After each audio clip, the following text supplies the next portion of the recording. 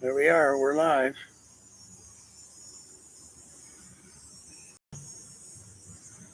Okay, so there was somebody in there because now it says 0. Yeah. So somebody was watching. Oh, okay. Well, that's not so good.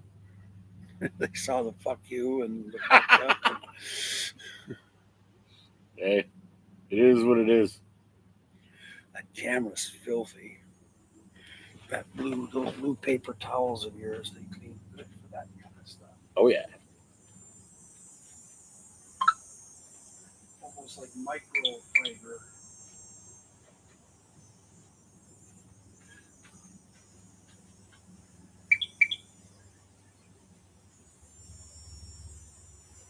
There. How does that look now? Oh, that doesn't look too bad. Now there's nobody watching. Great. Got to plan this though. See, tomorrow we should. Get a good timeline. Tell people like 7 p.m. kind of Where thing. they're coming from. I didn't see anybody camping down this end. When I went in to go see Lisa Yeah. this morning, when I came out of the washroom, there was a young girl that had come and used the washroom.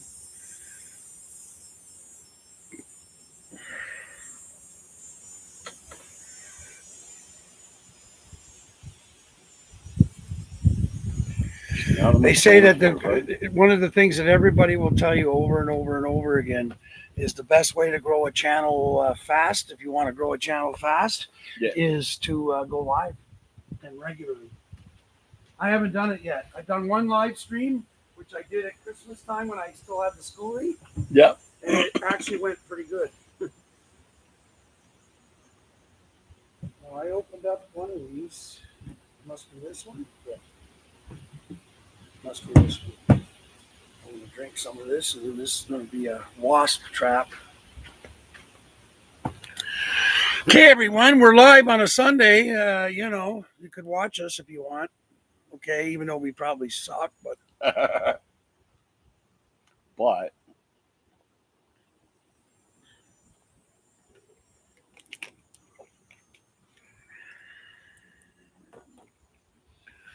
Well, I guess it's time to get buzzed now. Oh, somebody's watching, or did you just come in? Oh no, someone else. Hey, whoever that is, say good day.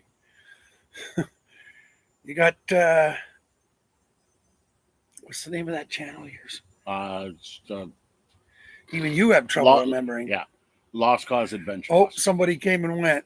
Oh, I was going to say, Lads RV Life and Lost Cost Adventures sitting here. If you want to talk to us, talk to us.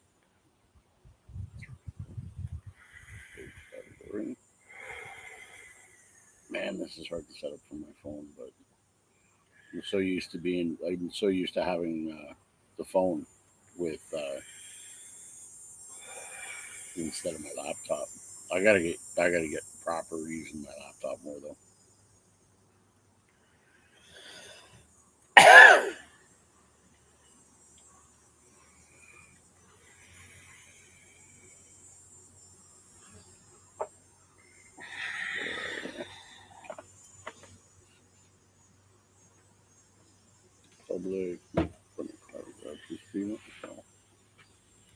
Yeah, make the recording private as the stream ends. Bam. Oh, you got your Rumble all set up already? You even got your channel? I'm working on it, yeah. But yeah, so what do you want to talk about? Right now, probably not a lot of anything. There's nobody there. We'll sit and chill and see what's going down. Just talk like we always talk. Yep. I don't need to do anything special for that. Right now. Yeah, we'll go. I'll put this on live right now. Rumble only, monetized, non-exclusive, similar to YouTube.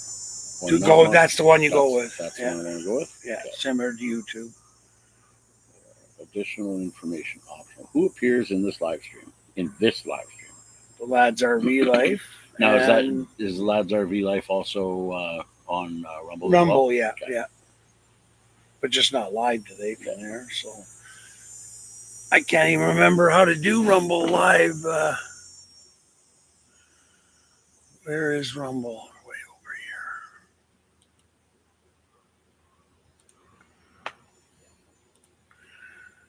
Okay, there's the camera upstream. Okay, see here when you do it from Windows, you go live.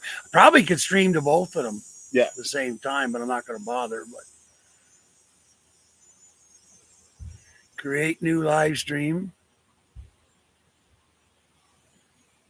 Yeah, you got to put in all the information too. So, Yeah. anyways, I have not signed an exclusive agreement with any other parties. I haven't really. well, no, unless you actually sign something. Yeah, I haven't signed shit. No, let's say you were. Well, it wouldn't be YouTube because YouTube doesn't sign anybody exclusively. But let's say you were doing a live stream for somebody private or something, and you signed exclusivity to them, you wouldn't be able to go on the you wouldn't be able to share it. Please wait till the video finishes processing. We'll see when it pops up. We'll see what happens. Why is it giving me a play button? Yeah, I got to set up something for tomorrow. Say when we're going to stream live, schedule a live stream for tomorrow. Well, tomorrow we're going to go get. Hopefully, we're going to go get the boat. Yeah. One viewer's waiting. Oh, that's. Oh shit, we're using my phone. I was going to say now I should go to your Rumble stream, but then I got to shut this down. Which maybe I don't care if I shut it down or not.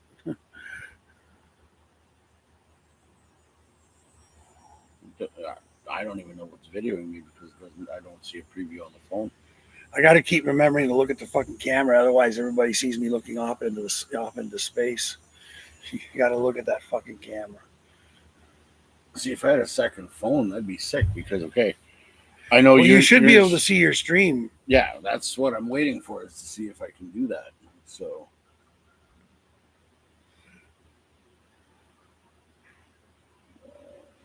Oh, we got one person in. G'day, g'day, g'day. Hey, how are you today? Don't be afraid to say g'day. We're live. The Lads RV Life and the Lost Cause Adventures from White Sands Campground at Sauble Beach. We're just fooling around. We're a couple old guys learning how to do this. Yeah. So, anyways, say hello. Pop on down in the comment box. Oh, now there's two. Now there's two people. Oh, hey, hello. Good morning. Well, good afternoon. Oh, somebody left already. They're like two fat old guys. Come on, the fuck are these two? Well, if you know anything about trailer park boys, we're not them, but we're the next best thing. Yep. Well, maybe not the next best thing, but maybe the next 10th thing. Say it. Wait till your video finishes. Oh shit! I was going to say I'm going to send him the link to Janice, but she I can't use my phone when I'm doing this. No, unless we stream directly from the laptop using this camera. But then we'd have to jam each other together to do that because it's right here, right? Hello there. G'day. Yes, it's two fat old guys that look like they're from Trailer Park Boys playing around with live stream on the channel. Yep. For a lack of better words, it's almost like a ghetto version of SwearNet. But that's okay. Well, I don't know about the ghetto part. No. Oh, what's backwards. this? Two people. Rural Overlanding Studio. Oh, hello from Alabama. Hey. Hello, Alabama. How are you guys? Rural Overlanding Studio. I want to follow your channel. How do I do that from here? They're from Alabama. Go to channel. Yeah. Yep. All the way up from Alabama. Nice. Oh, I'm following this. Oh, I'm already subscribed to this channel. Ah, yes. Nice. Okay. Well, nice to see you guys up in the live right now. Good to see you, brother. How's the weather down there?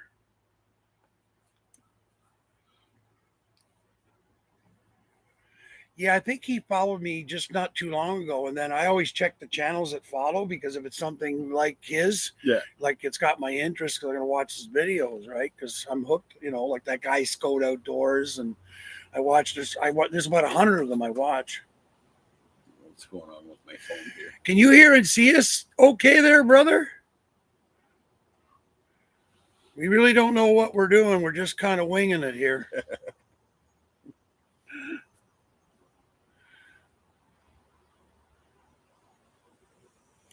See, the flies are driving me nuts. They get some fly paper. Yeah.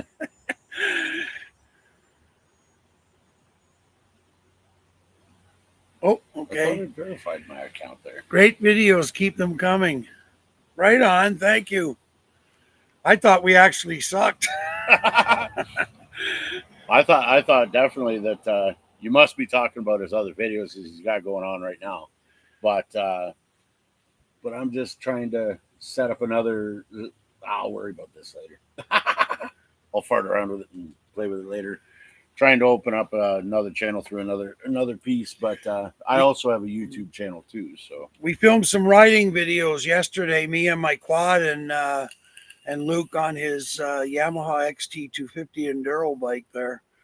So, but I don't know. I don't know the trails that well here in Sauble Beach. I mean, at home, I obviously know my whole trail system. But, anyways, we found a really good trail yesterday. Just we're not sure we're supposed to be on it. It's a club trail. So, and then they say something about no trespassing. And I'm like, okay, I don't want to get charged with trespassing. but I definitely have to say one thing right now with the XT250. I ended up buying that brand new out of Brantford. It's 2024 model year. Had 0K on it when I got it. We literally took it on that trail and broke it past the 1600K mark. Look at this. There's a fly right on the camera. What the That's hell? where the dark spot is. There we go. Damn The fly. fly was trying to block me or something. Anyhow. Hey, brother, if you're hearing this down in Alabama, how's the weather down there right now? Yeah, it's cool. It's cool up here. Yeah. But the XT250 I bought brand new, broke it past the 1600K mark to break it in. And I tell you, those trails gave it a good workout. The suspension on that is actually really nice on those. We got in some really lumpy stuff, but definitely get the nose up with a fat ass like me on it. So, oh shit. Damn it. I'm not supposed to swear, am I? Stormy and hot down there. Oh, shit. And Alabama is one of those places with the tornadoes, right? Oh, yeah. We get them here. Actually, there was a tornado last night down near Bayville. Really? Yeah, there's pictures of the funnel coming off of Lake Huron. Oh, shit. Yeah, I saw that this morning on my type-in news. Yeah. Well, I feel sorry for anybody. I hope you guys are okay down there because I know you want Alabama. I'm sure is ones with lots of tornadoes, eh? Yeah. I watch a guy on here called Max Velocity. He does all the stuff for like Oklahoma, Alabama, Arkansas, Mississippi, Kentucky, North Carolina, like that whole kind of he does the whole United States, but he does Tornado Alley for a lot of his reports. So sometimes I just sit and watch and then see who's what's going on with people. I got to remember to keep looking this way because I keep wanting to look at this screen over here. Well, if you wanted to drop the tripod down a couple levels, put it right on the table behind the laptop, then we can actually watch the screen and watch the camera. Be pretty much right. Oh, would that work? I guess actually, it should. Yeah, it should work. Who's this now? Oh, yeah, I have that exact same tripod. The reason the leg broke is I accidentally stepped on it. Oh, they're driving cats back here. They must have brought back a big load of firewood, or there was those. Go! I swear, you know what? He must be like in heaven or something when he's on that thing because he's just in his own world. Oh, yeah. Okay, so I'm moving this back here now. Yeah. And if you lower the tripod pretty much with the camera right behind the screen there on the laptop, but just not get the screen of the laptop. Keep going. Oh, a little higher. Too low. Yep. Okay, so now what happens? Maybe we have to sit back further, or we shift in a bit like this. Oh, this is on a tilt. Let's give her a little bit of a. Oh, it's okay. He hasn't said That any. gets us both. So there we go. And we can Of course, actually you watch could the live always stream. sit further back too. Eh? There Yep. you go. Yeah, that's better because now I'm Okay. looking at the screen so I can see what it looks like. Then I can watch the chat. Yep. And then, of course, then the phone's doing what it's supposed to. Now, this here is a DJ Osmo 4. This actually, I can use this for the streaming as well. Eh? Yeah. So I think, I can't remember how to hook it all up, but I can. Well, no, you do it from a program called Stream. There's StreamYard, but I don't use StreamYard. I use the other one. Yeah. But it's a big thing to do, like multi-streaming. No, it's internal software for Windows, so you can adjust the picture and all that. You can put overlays in the back. It's all fancy stuff. Yeah. So, but I mean, it's there if I wanted to put it together. So, stormy and hot. That's all I can think about now down there is tornadoes. Now, is it like 90 degrees hot, or is it like 104 in the shade kind of hot? That's what I wondered. See, the lighting's not that good either, eh? You know, because never mind. Our entire campsite's completely shaded. Yep. I watched those tornado chasers, and Max Velocity has like 4 or 5 of them. Yep. And they do that whole region, including, I'm sure he said Alabama. Yep. And Oklahoma, and like I said, Missouri, or how do they say it? Missouri? Yep. Something like that. But anyways. But Oklahoma gets hit hard, though, man. Well, that's real hard. That one I know for sure. I just didn't know about Alabama for sure. Alabama's hurricanes. Just so you don't get it. I never actually. Did you ever happen to see if the hurricane it didn't hit Aaron didn't hit Newfoundland? I hope not. Well, no, actually, I was telling people I hope it hits Newfoundland because Newfoundland, for the first time that I can remember, we're having forest fires there. Oh, big ones. A hurricane would have put that out, yeah. Yeah, they're not getting the rain they normally get there. Yeah. Oh, fuck, there's 4 people on there now. We got 4 people? Is that what it says? No, it says 1. I think. No, over here, up here. I think it still says 1. No, that says 4. Oh, we got 4 people up in here. Hey, welcome to the channel. We're just farting around right now. If you're expecting anything professional, well, you might have expected wrong. Yep. But is unstable. Please wait. Oh, while try reconnecting. Oh no. Oh, there we are. Just reconnect. Yeah, it reconnected us. Well, yeah, the connection's not so good here in the location we're in. I can't use my Starlink. I got a Starlink that I can hook up and all that, but there's too much leaves, and tree branches, all that. So the line of sight for the Starlink isn't working on. Well, it's not here anyways. I'm supposed to be here in my RV, but the RV is, anybody who's been watching the channel lately, is I had to put airbag suspension on it because I put the ATV carrier in the back, and that kind of makes the suspension go down when I load the ATV. That Can-Am that I have weighs 750 pounds for an Outlander 650. So, and then the other thing is the new solar I put in it. We walked in one day after it sat for a weekend, and you could smell like rubber burning smell. And then when you looked at the one controller for the solar, there's like a burn mark like on the inside of the screen. Oh, we lost 2 people. Anyways, so it goes in for the airbags on September 9th. I'm leaving. We're leaving here Monday, Labor Day, heading home, and then so then the RV goes in to get the airbags on the 9th of September, and then I'm still waiting to get a booking to see about my solar system.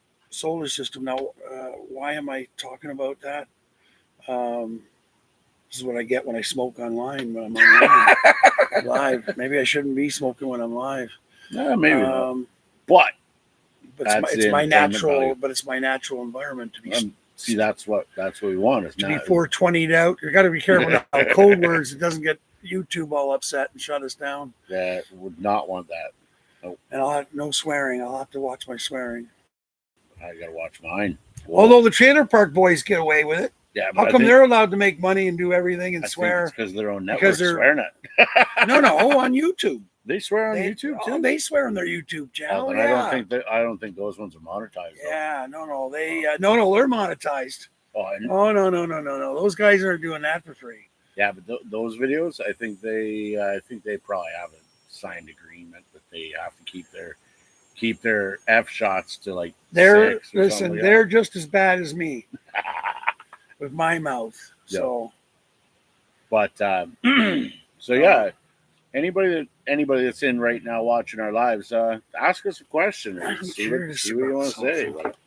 Where are you from? What you're doing? Well, we already know where they're from. We already know where you're from because Alabama. he watches my videos. So then like I said, I started following him because, like I say, anybody, it's like I get lots of people that will like watch, but then you go to their channel and they don't have anything on the channel, like there's no videos or whatever. Yeah. So, but like everybody that, like rural overlanding, as soon as I went to his channel, I was like, oh, okay, there's a ton of videos. So click subscribe. So yeah. But there's who's the other one I follow that followed me is oh man, now I can't think of the name. See, I'm caught like a deer in headlights on the camera because I'm not used to being on a live camera. I could start and stop, when I'm recording with this thing for the channel, I can just stop it and start over again if I feel like I really messed up something. Although I try not to do that because the whole point of the channel is not to be fancy, no fancy video editing, none of that stuff. Raw and real. You either like us or you don't. Oh, there's 5 people now. Holy crap. Woo. Luke, you got to start telling. We're getting spicy here. You like your endless stories. You need to be talking your stories on this thing because I'm not good telling. Well, stuff. See, we already know why you ended up doing the life that you got right now.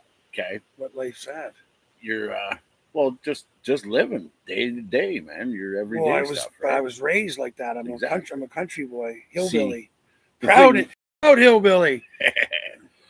I'll say that because Alabama will get that. He'll know what I'm talking about when I say proud hillbilly. Because people in West Virginia, people like I've watched interviews with people where they go into these little valleys. They call them hollers. Yep. And what it is, it's a single road that goes in and it dead ends in the valley. But anyway, if you talk to them people there, they're perfectly happy. No, I mean, things aren't perfect, but they're perfectly happy with that life. Outsiders come along and think that these people are upset or they're sad or whatever. And then I just watched it the other day. Guy asked, well, do you mind being called hillbilly? And he says, no, we wear it like a badge here, proud hillbilly. And I said, well, we're the same in Lanark County, here in Eastern Ontario. It's like we're all Ottawa Valley backwoods hillbilly guys. Yeah. But no, we wear that as a badge. Yeah. Fucking right, man. I'm proud to be a hillbilly. I'd rather be a hillbilly than a city person. Sorry for any city people out there, but I'm just not a city person. I don't do well in cities. Cities and me are like, oof. Well, see, myself, I consider myself like, for a lack of better words, I'd like to consider it a manufactured redneck. See, when I was born, I was raised in Toronto, Ontario, and we grew up there for like a good couple of years. At least 8 years of my life was spent in the greater Toronto area, all the way from like right down in North York, Jane Finch area, going all the way out to Woodbridge. For me, that's such a nightmare. Oh, dude, trust me, I know. I slept with my microphone. Oh, your microphone was still there. But no, like going from North York to Woodbridge, which was a little more ritzy, and then we stepped it up a notch to go to Maple, which is now considered Vaughan, Ontario. Just the hustle and bustle, and that's all we knew as kids, right? All the way up to like 8 years old. My parents ended up wanting to buy a house. And when they bought a house, they wanted to buy it out of the city. So we stepped it out a little bit. We went out towards Collingwood area there to a small village called Glencairn. And we had a single level bungalow style house in a small community with houses around us and stuff like that. But when you step out of that community, you're getting more into the rural life. I'd never seen a hay bale in my life at that point. I was 9 years old riding a BMX bike out on a back road that I thought never ended. and you see cows in fields, you see hay bales. I'm like, oh, this is actually kind of cool. This is different, right? But then my parents, 3 years after that, decided to move a little deeper out. Oh, just a smidge. Where we're filming right now in Sauble Beach, it's in Bruce County, Ontario, which is right next to Grey County, Ontario. Both counties kind of intermingle quite For often. those of right? you, let me jump in there. Yep. For those of you that don't know this area, it's on the Lake Huron coast, but on the Ontario side rather than Michigan. So Yeah. if you went to Alpena, if you know where Alpena, Michigan is, and you go due east, that and then come to the shore, well, that's Bruce County, Grey County. Who am I missing? There's another big county here too. Huron County. Oh, Perth too. Don't forget Perth. Oh, and Perth County. But So, which is funny because my area in Eastern Ontario, the closest town that's like 6,000 people is Perth, Ontario. Yeah. But they have a Perth County here, but we don't have a Perth County. Yeah. We're Lanark County, where I am. The proud hillbilly people. But when it comes to either Grey County or Bruce County, back in the day when I lived up this way, sorry about that, I had to clear my throat. When we lived up this way, we basically considered Grey and Bruce counties basically intermingled. So I used to go to school in Owen Sound, Ontario, but I lived in a small area. It had like 5 houses in it. It's called Peabody, and it was about 15 minutes out of Chesley. We had about a 7.5 acre plot of land, and it was heavily wooded. Chesley being lots of farmland around it. Yeah. And we had and one nice lake to fish, actually. Yes, Chesley Lake, good lake to go to. Yeah.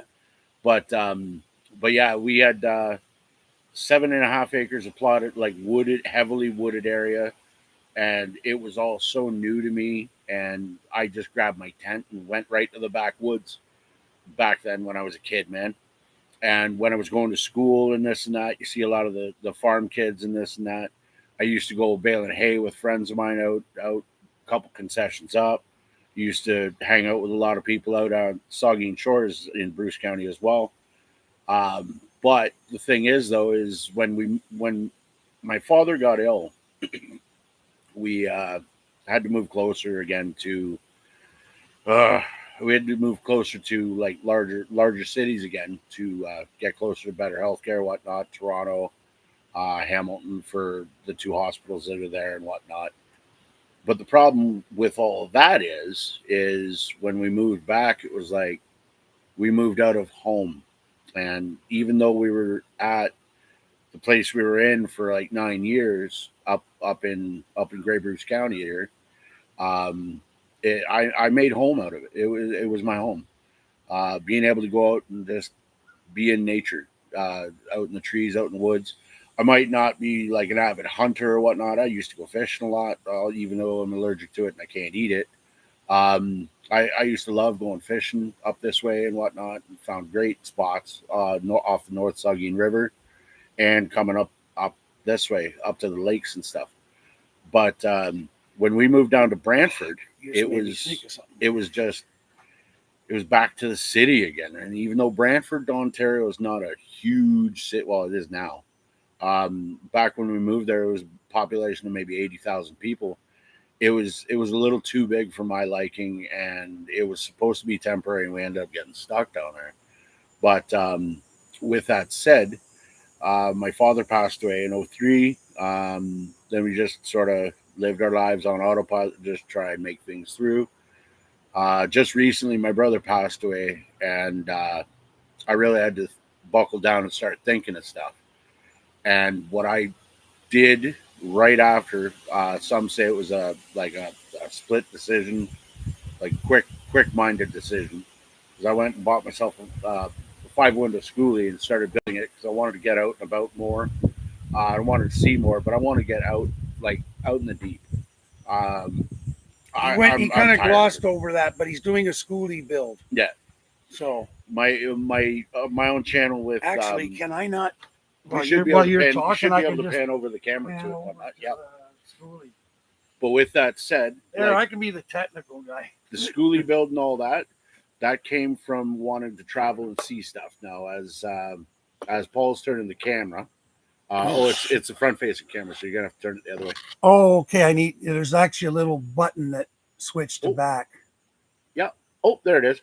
There's my 5-window school bus. Can they see that? Okay. It's an old girl. It's a 1987 Ford E350. She got a 6-cylinder motor in it, 3-speed automatic trans. Thing's just a tank. Like it's a tank. It'll like there's nothing if it could break.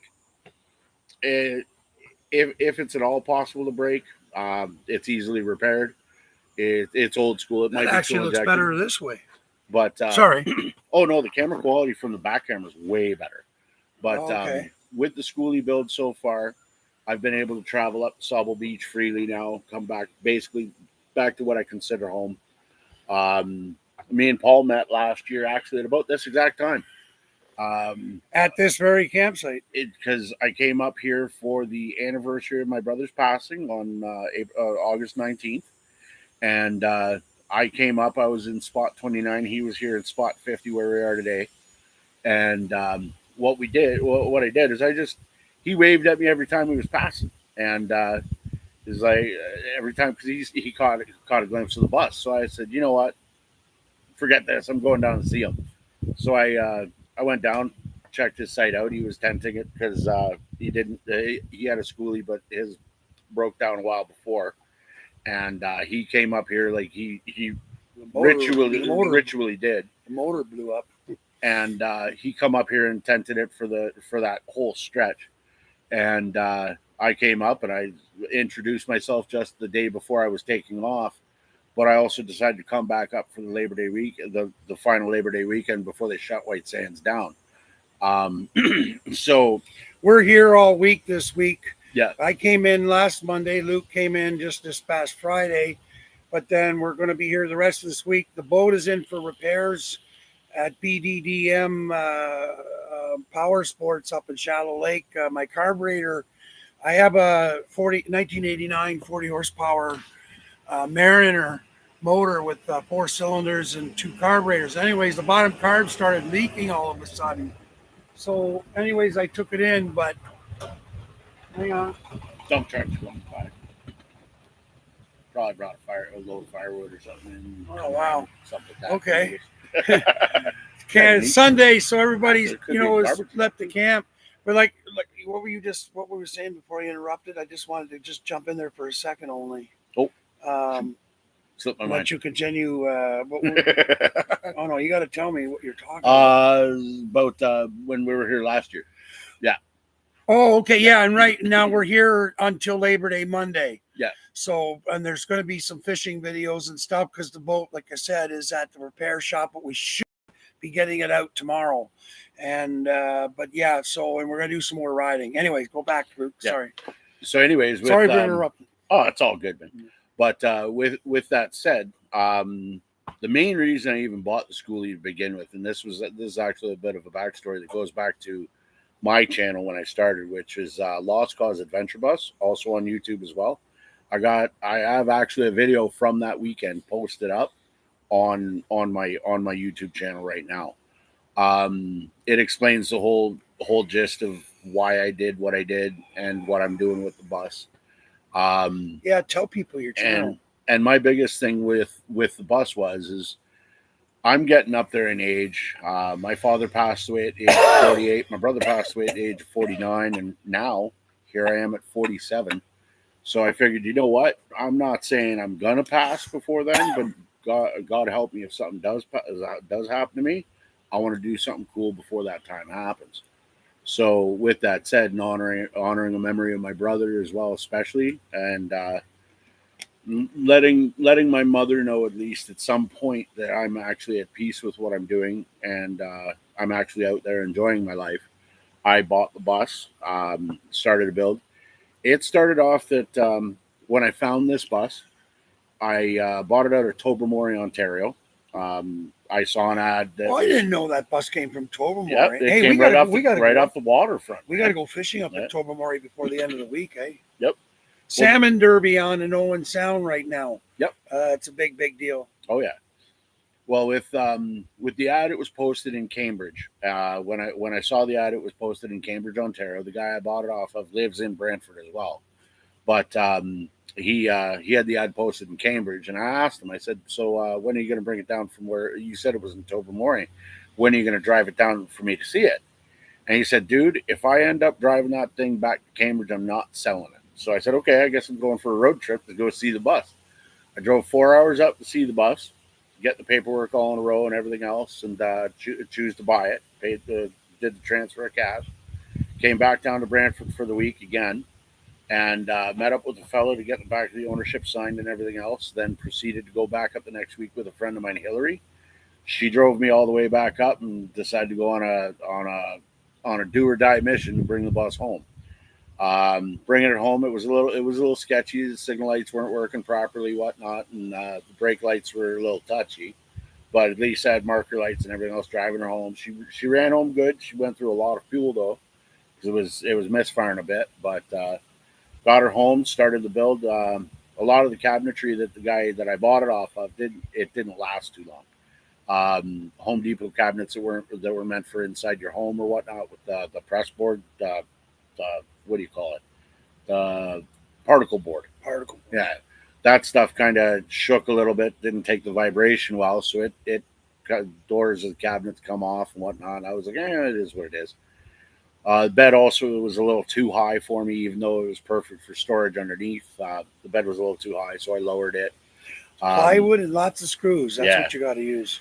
Well, I've been using a lot of 2x4s and plywood and a lot of screws. And it might add a little bit of weight to it and a little girthiness, but I'll tell you, so far in my travels, within the time that I've had it going, it's actually held up pretty good. That bus was designed to carry 10 human beings, probably. 20 persons. 20 persons. So about 100 pounds. The stuff that you're building into won't be as much. Oh, it ain't going to hurt it. It ain't going to hurt it. Let's say, well, it's supposed to be a school bus, so it's supposed to be kids. So let's say each kid weighs, let's say, an average of, 80, 100 pounds? Yep. So we'll call it 2,000 pounds. So 20 kids, so 2,000 pounds. Yep. So putting in cupboards, things like that, you're not going to hit 2,000 pounds. No. And you could go even more because it's probably rated. We're saying 100 pounds for kids, but it's probably rated much higher than. You should find out what your rating is. It's actually on the placard. It's on the upper part for the school bus. Yeah, but no, with you don't know what it says. Oh, I check it every once in a while and I remember it, but my brain is foggy. Is it covered? No, actually, it's if you go over to the driver's side inside the door, like if you go up inside, it'll be right up at the very top in the driver's cupboard. But with that said, I've lowered the bed. I put in an RV cabinet with a 2-burner stove. I do have a sink in there right now. There was a sink before, plumbing before. I'm just working on the plumbing to get the sink back up. My new sink in there, plumbed in. But I decided I wanted to do something a little more off grid too, because the guy was thinking just for camping. He was just going to plug in on a site or whatnot, which I'm doing right now. But my whole goal with the situation is off grid. So I want solar. I want the ability to charge the batteries while I'm driving and everything else. So with that said as well, I've got a DC to DC charger on there. I got 360 amp hour, 12 volt power, and I've got 2 solar panels. I still plan on mounting on the roof of that thing. And as well as a backup, I've got a plan for charging the 12 volt while sitting on site with 110 from a campsite.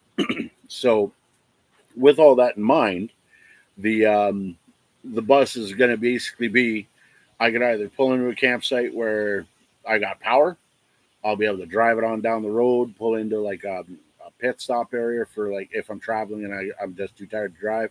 I'll pull into a pit stop, just park it in the back, pull the curtains along. I'll be able to cook inside, and I'll be able to sit there off grid, not even worry about connecting. And as well, I can go out in the bush with it. I'd have to be careful with where I go because the ground clearance is fair, but it's no more than a lifted pickup, like a stock lifted Dodge pickup. It's similar to Paul's here. GBRW, whatever. Is that what you're allowed to carry, or is that the actual weight of the vehicle? GVWR would be combined weight carrying capacity of the suspension, including the weight of the bus.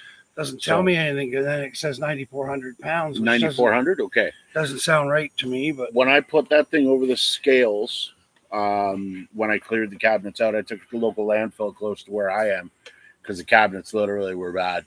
When I wiped it dry and had nothing in that bus, that thing weighed, wow, is it 30? I'm just trying to figure out, like, how many full size adults would carry. So let's say what's the average weight of an average adult now? Average adult, 200 pounds, I'd say at least. So we're talking for what it was listed for a 20 passenger vehicle. That would be considered like school children. So like 80 to 100 to 120 pounds for those. So if you average it off 100 pounds, so you can carry about 10 full-grown adults. If you were to have it like, and that's plus the seats. Yeah, you took all the seats. Oh yeah, all the seats ripped out. You're not. You know what? Yeah. You short of you putting a grand piano in there or something, and whatever. I mean, you're never going to build enough in there that's going to even go anywhere near. Oh, dude, not like what I did with my RV. That what I did was different. I put all that 700 pounds, but that's all in one place at the back. But what you're building is from the front to the back, so it's spread out, and you're not going to come anywhere near close to what that thing can carry. Oh no, hell no. Carry weight and wise. So. Close to, aside from that, even close towing capacity, I got a trailer hitch on the back of that too. So if I end up finding myself sagging from tongue weight or whatnot, like I haul the XT250 on the back of that thing on a rack. It doesn't even bother. The suspension thing only weighs up 280 wet. No, you're not even. So I'm not even worried. Close to using your weight limit. But worst case scenario, or as Ricky would say, worst case Ontario, I just throw a set of airbags on the back frame and beef it up with 200 psi air in those bags. I'll guarantee I'll be able to haul another 1,000 pounds of weight on the back of that bus. So I'm not worried about weight, weight or nothing like that. I want rigid. I want strong. I want something that's going to hold up to the travels. But I want to be able to still have all my storage space and everything else. So when the full build plan is like when it's complete, like right now, I'm carrying a lot less boxes. Like when I came up here last year, the bus was nowhere near complete. Basically, I was using it to sleep in. I had my barbecue outside on a picnic table, chair outside by the fire kind of thing. And all I was doing was basically living outside of the bus, which is what I want to do anyways. But the main thing with that is I could dodge in there if I had to go have a nap or I wanted to sleep for the night, right? That's what I was using for last year. Whereas this year, the stove is hooked up. The cabinet's actually in and affixed where it's supposed to be now. I'm in the middle of the dinette build as well as finishing off all my power accessories and some final touches with the storage underneath the bed. But really, honestly, it is coming along rather well. And when I get back into it on my own channel, I'm probably going to be doing a lot. I'm going to be a lot more active on YouTube with my channel with the rest of the build as it goes on, because I've realized deep down inside, I've been very camera shy when it comes to like filming. Like I'll film a bit and then it's like, oh, I can't put that on there, and I'll film a bit more and I could put that, but then it's too short kind of thing, right? So, see, that's where you're. But I got to stop. That's where you're mentality. wrong. The best channels are people that aren't play acting. Yeah. Like this couple that I watch, Scout Outdoors. They're off doing off grid in Newfoundland. Yeah. And they're just themselves. And that's it. There's no fancy editing. They're not Martin Scorsese. They're not trying to be, Humphrey Bogart or something. They're just being who they are. And I'm sure they do some cuts, but it's like, this is YouTube. YouTube was originally designed to be for people like us, you and me, like, people that are, looking at the video here. Yeah. That's what YouTube was originally. Now it's expanded. People are doing full productions, there's full movies, all kinds of stuff. But I mean, when it's this kind of thing, like van life, RV life, and all that, mostly it's just normal, regular people just being normal and regular. So as if you're actually sitting at the campsite. So, rural overlanding from Alabama. I mean, instead of him being here, which would be nice, but I mean, he can sit and see what we're doing camping. And then, of course, with the chat, I mean, okay, I can't see you, but don't matter. The chat's there, so you can talk, with the chat. So, but yeah, so just being yourself, just that's the number one thing. And I'm not saying that's the secret to success because for my channel, I don't care if it has 5 people or 5,000 or 5 million. It's all going to be the same anyways. So, but I'm not looking for, followers, stuff like that. Like it's just, hey, if you're there and you enjoy what I'm doing, great. If you don't, well, then you know what? There's a million other channels you can go see. I do it. The only thing with me is I get bored. Take a rip. Hey, Digger. Yeah. Take a ripper, bro? What's a ripper, Dig? Good to hear from you. Nice to know you're alive.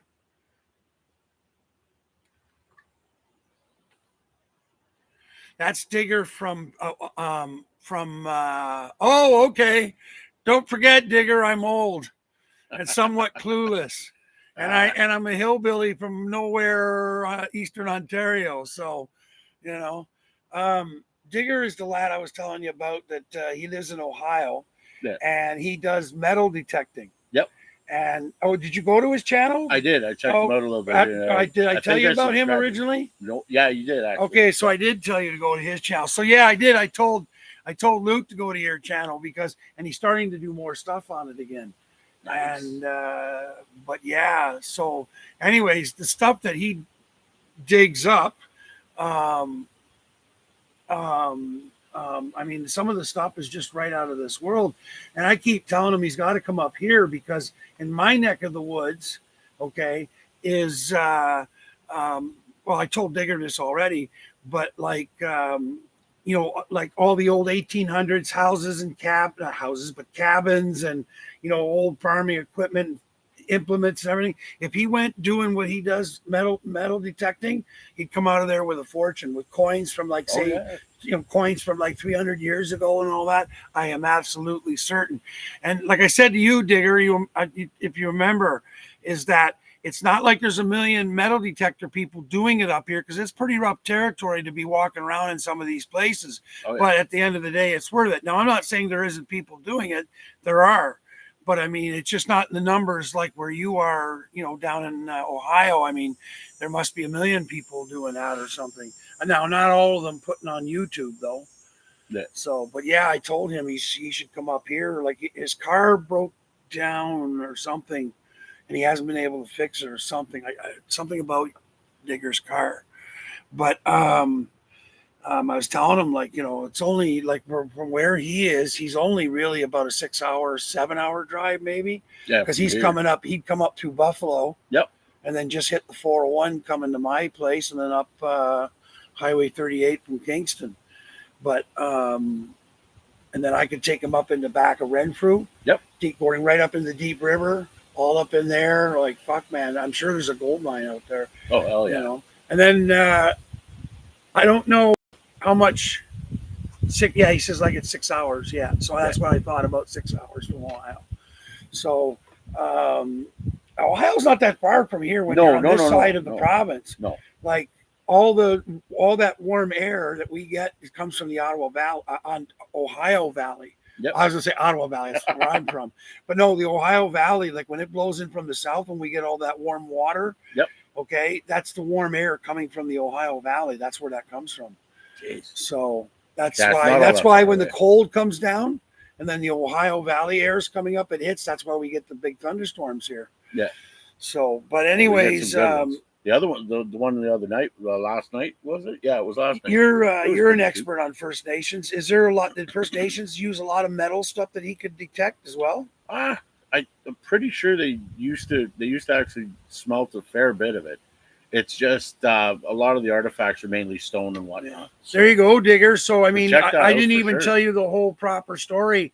I mean, like that area from where I'm up there, that's Algonquin Indian, Algonquin First Nations territory, and that goes back almost 12,000 years there. Actually, right where we are, the Sauging nation that's here in Sauble Beach, they go back almost 12,000 years in this region. They actually moved when the ice age came and the big glaciers came down. They went further south in Ontario, and then when it reversed itself over the thousands of years, they put the glaciers right back up. That's what they did. Later, natives used to have brass and copper arrowheads, but they are rare. Yeah, they No, would be extremely rare actually, and that'd be dating like 1800s, 1900s, I wonder. coming into like early 1900s. I wonder, Digger, though, because like like where you are, I would get that, but like I'm not saying there'd be a treasure trove of them up in my area, but I bet that you have a better chance of finding those up in my area because I mean it's sparsely populated. As soon as you get out of the cities here in Ontario, that's it, man. You're in the bush, and I mean there's smaller towns all over the place, but I mean like in my area, as soon as you leave Ottawa, which is the capital, there's a million people there. Like I live an hour and a half west of Ottawa, and I mean the closest town is 15 minutes away. It's 900 people, but like where I live, there's nobody. I mean, you've seen the videos, but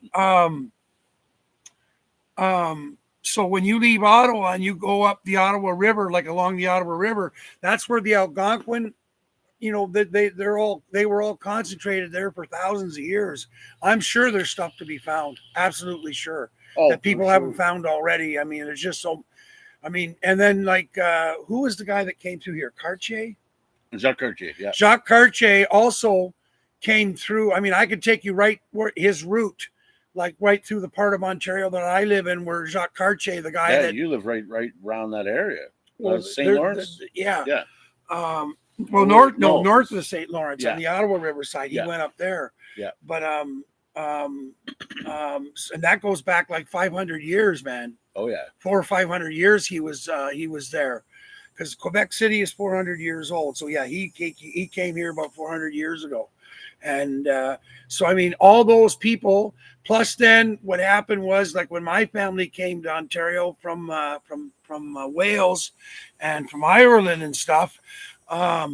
They came right across from Quebec City, and then by caravan, like in the movies, like the old days, they came all the way down to Ontario.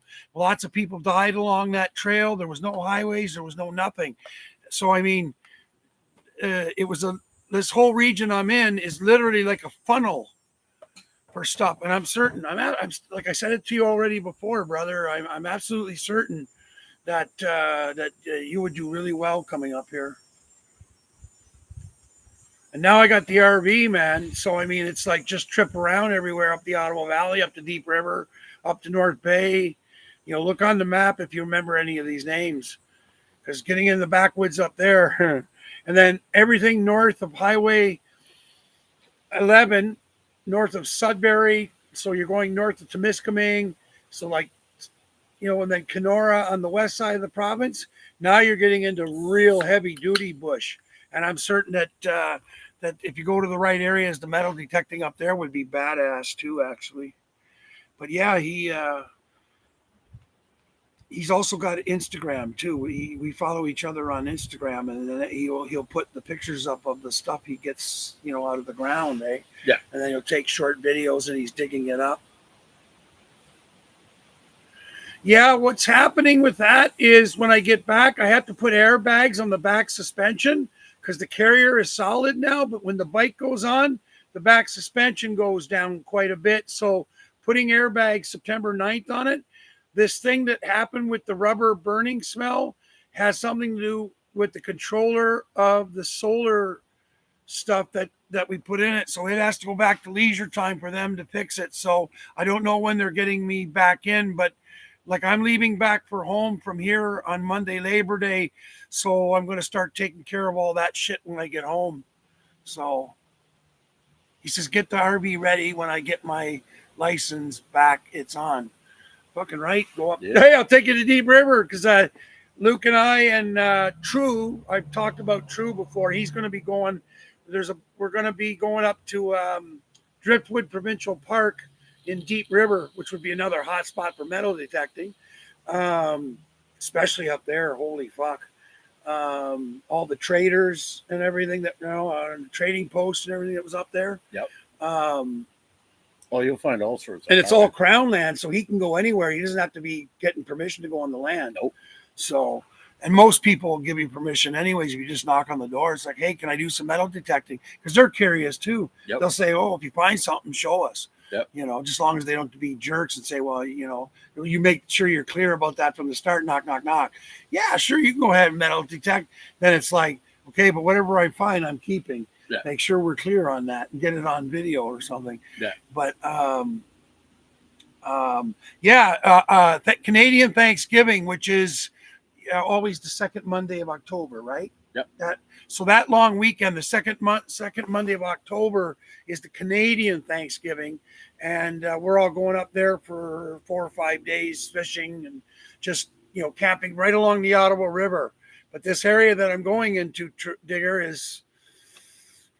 You come up here, we'll definitely have to take you up to the campground up there.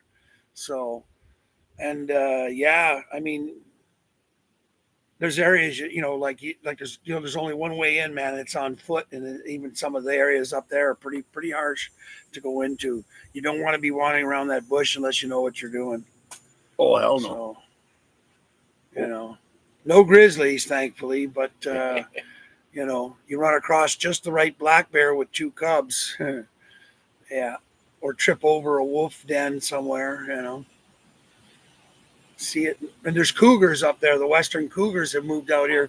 We've got cougars down in our area. They've been extinct in this area for, I don't know, over 100 years. And now they're coming back here because the western forest fires are pushing the western cougars into our region. So we're starting to see cougars down here again. So, and they're like rabbits, man. They pop out kittens like every other day. Yep. I'm just checking up something on my phone real quick. Well, you could tell them. I can't talk all the time. My voice, my throat's already getting sore. But he's right about one thing. Juicy hoots. Can I say that without YouTube getting all upset? We've been on for an hour already. Oh, I haven't subscribed to him yet. I just subscribed. Are you just subscribed to Digger now? Yeah. Okay. Just now. So, yeah, buddy, I got you on mine too. So, you're on my Instagram, right? Instagram? Yeah. Pretty sure. Yep, I am. Okay. So, I can't do it. Fuck. The phone's recording. Okay. Well, just remind me to send you Digger's link from Instagram because he always puts pictures and stuff there. So. Yeah. But yeah, man, I just added you on mine, so it's always good to follow everybody and each other in our smaller communities and whatnot, and always interesting to see what everybody's doing. So. Well, he's from out, or he was living out in Washington State for a time. Oh, so basically, cool. Basically like British Columbia, it's pretty much the same in Washington State and British Columbia. Oh yeah. So, be going out there. I don't know about next summer. It might happen next summer. I don't know. We're gonna caravan together. So because he's, I'm not really mechanical and he is, and it's also, especially in this country, it's better to travel at least in pairs or more, especially at our age. Yeah. So you know what I mean, Digger? Like we're that age that we probably should just kind of have each other's backs. There we go. 45 years he lived in Washington State. Nice. So, but yeah, see, with a lot of the Canadian treks that we're going to be doing as well, it would be best to caravan as well, especially because with distances we've got to travel between like fuel stops and stuff like that too. Did you ever go to British Columbia when you lived out there? Yeah. Okay, go ahead. No, not you, him. Oh yeah, Digger. But but yeah, with a lot of the treks that we're going to be taking, it's going to be like distances before fuel stops. So between each other carrying like X amount of fuel to be able to make sure we got enough to get from point A to point B, as well as if there's anything that does mechanically go wrong or electrically. See, with my vast knowledge when it comes to automotive repair and whatnot and everything else. Oh, he went because he could drink at 19 in BC. Yes. So he was going there all the time. Our drinking age is 19. Yeah. You guys down in the States is 21. when I would go into the big city of Ottawa, on the other side of Ottawa, across the Ottawa River, that's Quebec. So that's a different province, like Michigan, like Ohio, right? Yeah. But in Quebec, it was 18 years old. So when I was 18, I was able to go on the Quebec side and drink. That's how I got to know all the French people over there. That's why I never have a problem with any French people.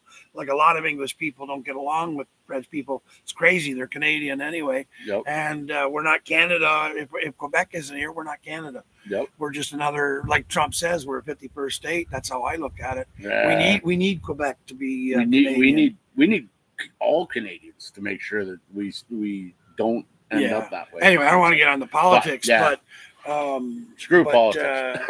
But no, I mean, but I couldn't speak French, but I went and hung. I mean, there was lots of French people that spoke English, English. I mean, currently, as well. So I mean, I just got along with whoever I got along with. But fuck, I love partying in Quebec. Yeah.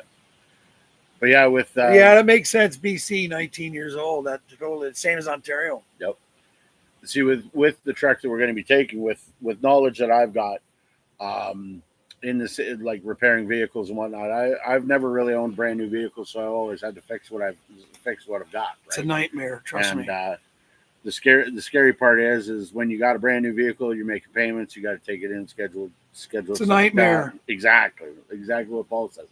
Complete nightmare to buy brand new.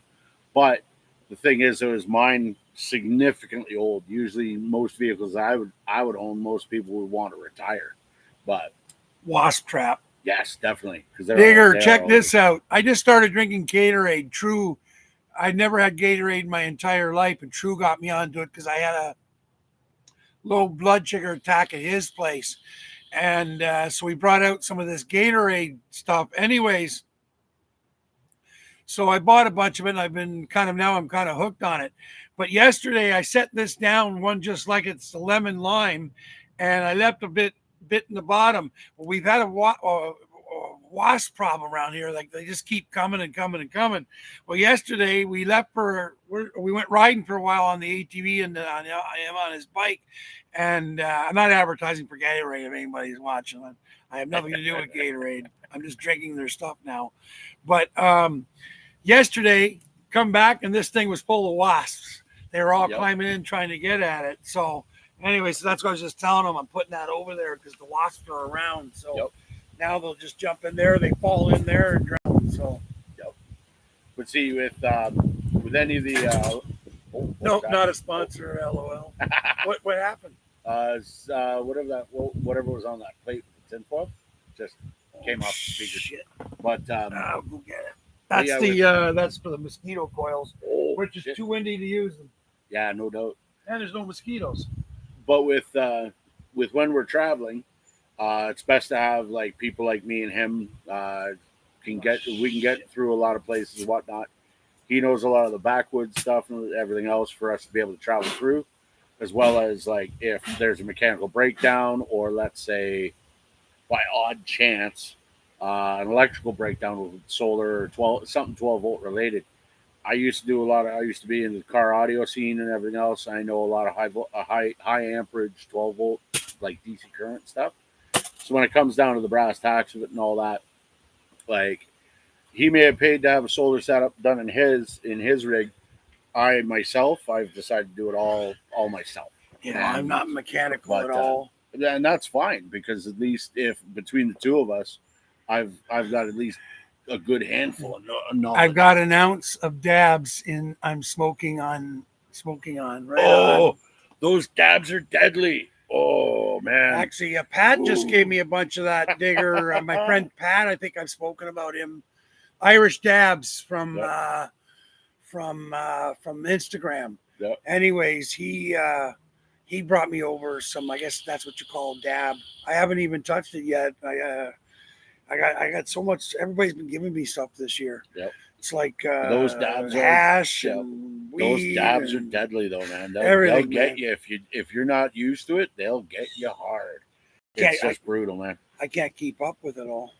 Well, see, the scary part is a friend of mine actually to Irish put it in there. Dabs, IRISHDABS. He actually creates his own seed line, which he's a very good friend of mine, and I always grow the same strains he grows every year, and he's kind of like my guru.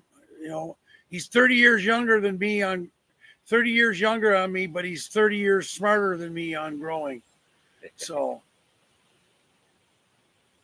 oh, he wants to know your Instagram. Oh, mine? Yeah. Not it's at not underscore quite underscore hardcore. Oh, you gotta get rid of that underscore shit. Yeah, I gotta change some of that.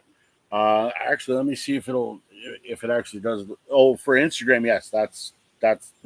Say it slower and louder. Just make sure, because you don't know how loud he can hear things. Well, actually, what I can do to make it a little easier for you is you give me his right now, and I'll actually add him right now on my phone. I can't give him yours right now. I'm online. Oh shoot! You don't know it off the top of your head? What, Diggers? Yeah. No. On Instagram? No, I don't know, because I just look at all this. Just look at his posts. I never look at anything else. Yeah. Okay.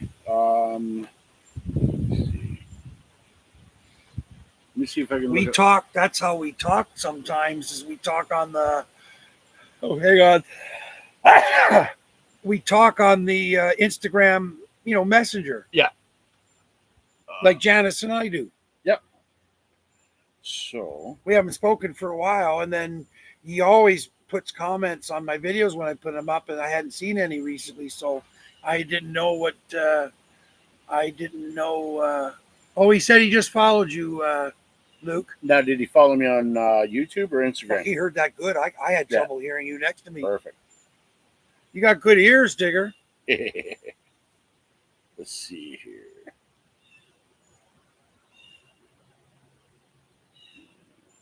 Dun, dun, dun. See, that's the whole fucked up thing, because I had that one thing where I wanted to go visit people in the States, like people that come and watch the videos on the channel. Yeah. So like I was thinking, well, sure, I'll go to Ohio. I got a cousin in Ohio. Yeah. They have a farm somewhere there. I'd have to, my cousin Keith. His brother was my closest friend. He just passed away, Jeff Jones, Keith and Carol Jones in Ohio. But they're near the border of, what is it, Kentucky, I guess? Yeah. Yeah. Kentucky's due west. So, yeah, they're close to the border of Kentucky. So, I wanted to go visit different people. Yeah. So it's like, okay, well, Digger, what are you doing? And it's like, hey, I'm headed your way, blah, blah, blah, blah, you're going to be around kind of thing. So then I go visit Digger in Ohio. And then there's like, I get somebody like, well, there was Nashita 13. I don't know. I hope she wasn't 13 years old, but I don't think she was, because she was my raccoon whisperer. Yeah. She knew everything what to feed the raccoons. She told me everything what to do, and I was able to get those 6 raccoons out of there alive and survive the winter. But she's in Washington State, by the way. Beauty. Yeah. And then yeah, she was in Washington State. I got a cousin that just moved from Washington State to Idaho, and I still have some cousins in near Three Rivers, Michigan. They own a restaurant there, but it's not just them. I mean, there's other people I want to go visit. There's another lad. Well, there's even this lad from Alabama. We haven't really gotten talking yet. Yeah. But I mean, if we get talking or whatever, it'd be the same thing. It's like, hey, brother, what are you doing? I'll grab a campsite near you guys. Let's get together for a smoke or something. Yeah. If you smoke or whatever, or have a drink, whatever. But yeah, that's what I want to do. I want to go around and see people. Yeah. Like there's that guy out west, Forestry Forest. I don't know him yet, but I'll probably end up talking to him at some point. But I mean, there's another guy too. Fuck, he talks to me all the time. Sends messages on the YouTube. Where in the fuck is he from now? Not Alabama. Arkansas. I think the other lad is from Arkansas. Yeah. Yeah. But now with all this crazy shit with the border, hey? Oh.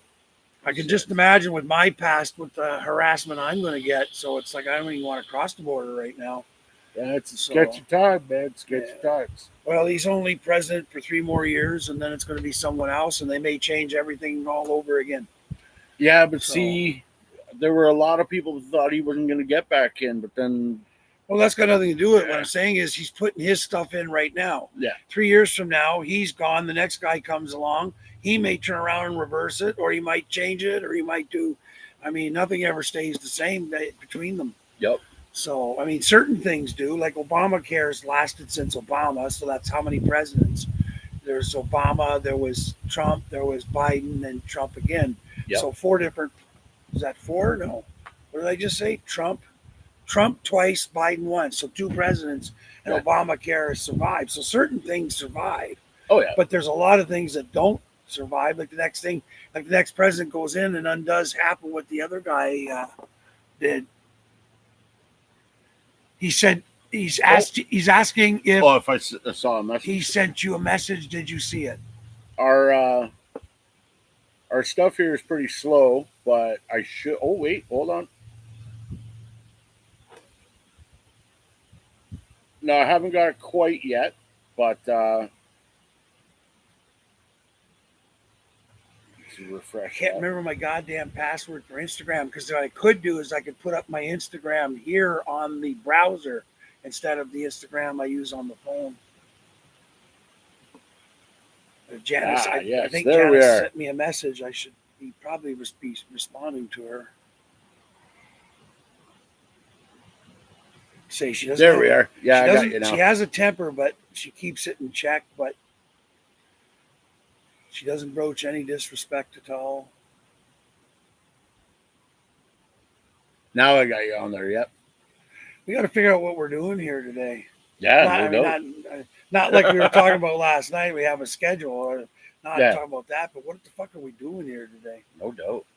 She's a little windy, but she's definitely sunny, and the blue skies are out. The options are limited. We sit on this thing all day, or we go for a ride, or I don't know, go for a drive. Fuck, where will we go though? Well, I know we definitely got to go to Foodland at some point today for some groceries. Other than that, sit here and enjoy. What time is it? What time is it? Time. It is 10 after 2. Oh, okay. So we're starting to get later. Eastern in the day. Standard Time, by the way. Just let Did you tell Digger that you got the message? Yeah. Or you sent him a message? Yeah, I sent him a message back on there. Yeah. Yeah, that was kind of a dumb question. Of course, if you send him a message, he knows you got the message. Yep. Yeah, that's like water's wet. But wait, if water is put on you, are you wet? Well, I don't That's know. the question. Water's wet, so you're wet. Yeah, but if the water rolls off, you're no longer wet. But you still got wet originally. Yep, you did. It's just dumb shit. Me and my buddies usually try and squabble about down where I'm from. Hey, you know, there's Digger. I think Digger and I have talked about this. You like Trailer Park Boys, eh, Digger? I seem to remember we did talk about this. Oh, if we did, there's season 13 is coming out next spring. They're doing a season 13. I've already seen the YouTube, what do you call it, trailer video for next year. So they're finally doing season 13, 10 episodes. That's the one where Bubbles and Ricky are arguing about the world of garbage and the world of cats. Yep. Fucking Ricky's all upset. Or no, Bubbles is all upset. Yeah, there. He said, he says, yep, I got a Bubbles tattoo. Yeah. So, yeah, we're finally getting season 13, brother. Got to wait a little while, but I mean, it is September, so 2026 is coming on quick. Yep. As they say on Game of Thrones, winter is coming, my favorite time of year. Yep. Ice fishing this year. Absolutely ice fishing in this year. Got lots of plans laid in for ice fishing, Digger. Going to be hitting a few spots. Going to take this lad and teach him how to ice fish. I have a video of you, lad, and sent it to your buddy. Yep. I took a video of you, lad, and sent it to your buddy. Oh, okay. Yep. I got it. How did he take a video? How does that work? Probably with his phone.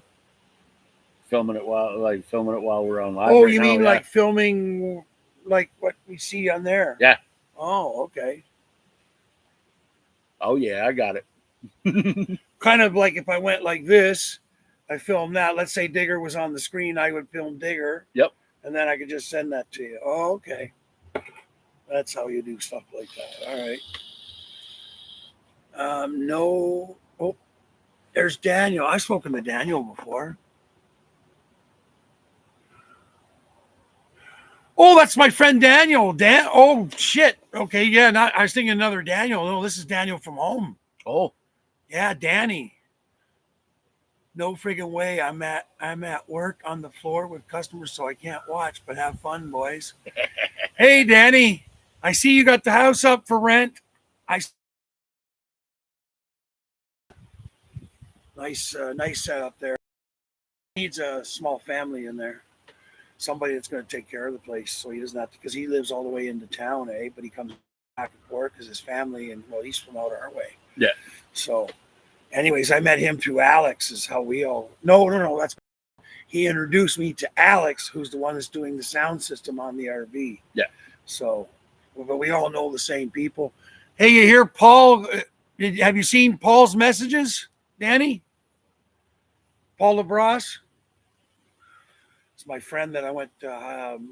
We started going to. Well, we started school together when we were both like at 11 years old. That's how we got to know each other in school when we were both 11 years old, and then I didn't see him for like 30 some years, and then he turns out he's my neighbor, about 4 miles away, just past where Danny has his place. Nice. And but he's really sick, and I guess now there's something going on with his brain cancer again.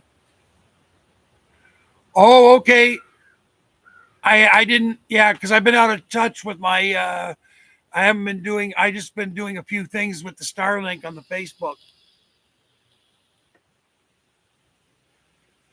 So I haven't really seen what people have been putting. I've seen a couple things you sent, Danny, but I can't remember off the top of my head, but I read a couple things of yours here lately. But anyway, he's involved with hockey big time, and the red and black attack. No. Oh shit! Now it's completely just slipped my mind. For Christ's sakes. Anyways, like he's involved very actively like that. Even ran for office. Nice. Danny, nice, yeah. Nice. Yeah. So a man with a conscience. Yeah, I hear. That's a side by side I'm hearing there. Yeah. You need a quad, man. Then we can go riding in the sand dunes. Well, I bought that basically just to get me from from on road to off road. He says Paul looks better. We saw him yesterday. Okay, good. Good. Paul, he's one of my cousins. He was a very good friend of my cousin's. My cousin one that just passed away a couple months ago. Oh. So, but anyway, yeah, small world after all, because he was in the West End of Ottawa. We were in the West End of Ottawa because we had to go to high school in Ottawa for a short time, like grade 9, grade 10, and then it was back out to Perth. It was something weird going on back then. Yeah. So, but that's how we got to know each other, and then lost track of each other. And then Paul turns up in Atlanta all here, and then we run across each other more coincidentally. So, like I say, we've known each other since very young, and we didn't live far apart either. There was a place called Bayshore. Yep. And there's like a big mall there and everything. It's one of the first big malls in Ottawa. That's where the Queensway. Well, I don't know. Have you ever been to Ottawa? You know the Queensway. I've been to Ottawa. Yeah. Back in those days, that's where the 4 lanes used to end, and there was 2 lane out to our area, Lanark County, and it was even like now. There's a lot more people living out our way, but back then it was like fuck. I wouldn't see a car for like a week at a time up in Lanark County. That's the way it was. That's the way it was down in our little village. We had Peabody down just off Grey Road 3 here. Okay, Danny, be good. Have a smoke for me and say hi to Marvin. You know what? I haven't seen the red squirrel. And believe me, hey, there's no squirrels here. Not one goddamn squirrel, but I saw the squirrel. Marvin, I told you a story about Marvin the squirrel. He had jumped up underneath my pickup truck last year. Yep. And he dropped out, and the first time I ever see a squirrel here, and it's like, holy shit. And then, and I didn't know it was Marvin because I wasn't sure about the squirrels until the tent was facing this way that time, and there's Marvin at my tent door looking for me to put his food out. Oh shit! Craig, because he was that tame with me at home, and I mean, he was. If the cats hadn't been in there, he'd have been coming in and out of the trailer. I mean, he was just that tame. But anyways, he rode that entire way up underneath that pickup truck, and I'd even stopped at Tim Hortons and Aurelia to get a couple of sandwiches, and he never jumped out or nothing. He jumped out when we got here, and then, like I say, I'm hearing like how he was chirping at me, and the next thing I know, I opened my tent door, and there's Marvin the squirrel looking for his food. I'm like, I got no food for you. Like, I'm not gonna go buy a big bag of black. I feed all my birds and my small animals sunflower, black oil sunflower seeds. Yep. I feed them all summer, right? So it's hard. It's harsh in the winter for the little ones, but I didn't know what to do with him. Anyways, by the time I left, he was in the tree across the way there. I kept seeing him there. Yeah. And he kept looking. He was looking down at me or something. Anyways, he didn't come back in the pickup truck. I left him here. Anyway, he's why he's mentioned. I felt horrible that this poor squirrel got stuck here because of me. But now I haven't seen him back, so either he's dead, and I mean, you probably hear the wolves here at night, eh? Have you heard them going? Oh, yeah. So, I mean, they're on the land here, as are the black bear, raccoons. Coyotes are certainly here as well. Yeah, you were telling me about when you saw a bear out here the one night. Well, that was the stupid. A year or two I was back. high on mushrooms. And, yep. Yeah, I was high on mushrooms, and then there was a couple, their two little kids on the campsite right next to us over there. Yeah. And they were new to camping. They'd never camped before, but they had the tent. They were all set up and everything. But what they did is that when they went to go to bed, they had laid out like a buffet of food kind of on the picnic table. Yeah. Well, they left it on there. Yeah. So the first thing is black bear right in here. But he'd come up on my thing coming after my cooler and everything because I hadn't put my cooler away. So anyways, I'd already taken some shrooms. I shut the fire down. I get down to my skivvies. I'm in the tent, and I'm going to go down for a sleep. And I start to hear, at my table or at, right this table right here. Yep. Same place, same fucking setup I do every year. And I knew it was him. Without thinking, I unzip the fucking tent. I go running out. I fucking bear, like one of these. I don't know why I said bear. He goes running. He turns and runs on me. The boat is over that way. He runs between the ATV and the boat and a tree. So I'm chasing him without thinking because I'm high on shrooms. And all of a sudden he turns, and I know he was a big boy too. He wasn't anything tiny. There's lots of picnic baskets here in this campground for him, I guess. Yep. Anyways, he rears up kind of thing, and I'm like, oh, you idiot. Automatically you make noise, because they don't like sharp noises. So like my mother, she bangs a pan there at certain seasons. When she goes out to the mail because they don't like that sound, eh? So I started smacking my bad hand on the side of the boat as loud and as hard as I can, and he finally took off. So then I went down to them instead of lecturing. A lot of people would have lectured them, giving them shit, and I just went down. I told them, I said, listen, you're new to camping, but you've got to put your food away in your car, not in your tent. Make sure your kids have nothing, no candy, no nothing in your tent. All your food, coolers, everything goes into your car. Like they had a SUV. They had an SUV. They didn't have a pickup truck. So anyways, but they were all cool about it afterwards. And they were like, well, thanks for showing us. And I said, don't be afraid. If you're new campers, don't be afraid to ask for help. Somebody's bound to help you out here. Oh, yeah. Some people might turn you away. Okay, well, the hell with them. Yep. But somebody's bound. Campers pretty much help everybody anyways. Oh, yeah. Look at that lad. He came to see us. He was asking for help yesterday. Yep. And if I had my compressor, I would have for sure. We just didn't have the tool that he needed. Yeah. But hold that thought. Just keep going on. I'm gonna grab my coffee and grind up some and make a special coffee. Well, why don't you grind it up on video? I'm gonna grab the grinder and grab the beans. Well, I understand that, but where are you gonna grind it? Right here, cordless grinder. Oh, okay. Special grinder. No, because I was gonna turn the camera toward the picnic table. Oh, because I'm gonna grind. gotta grab the grinder and the beans from inside here and get ready. I'm gonna do it anyway because you know what? If you're making a coffee, then fuck, I feel like a coffee now. Of course, we don't have to leave it running.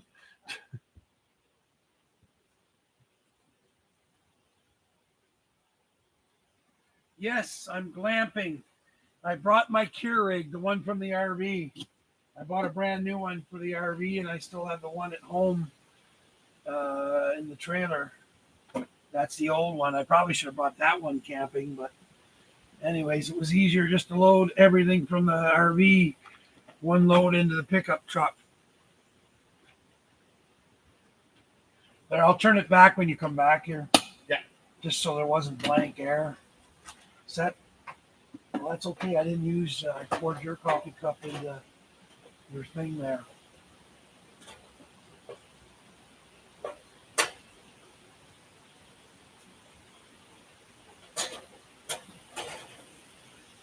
I guess we're going to keep this stream going. Oh yeah, we'll keep it going for a little bit. Oh, we're down to one person. Now we're down to 0. They're not seeing anything. Oh. There, I got you on film now. Some people do that. There's a channel that I watch from Maine. Yeah. Maine, United States. All they do is they have their fire pit and everything.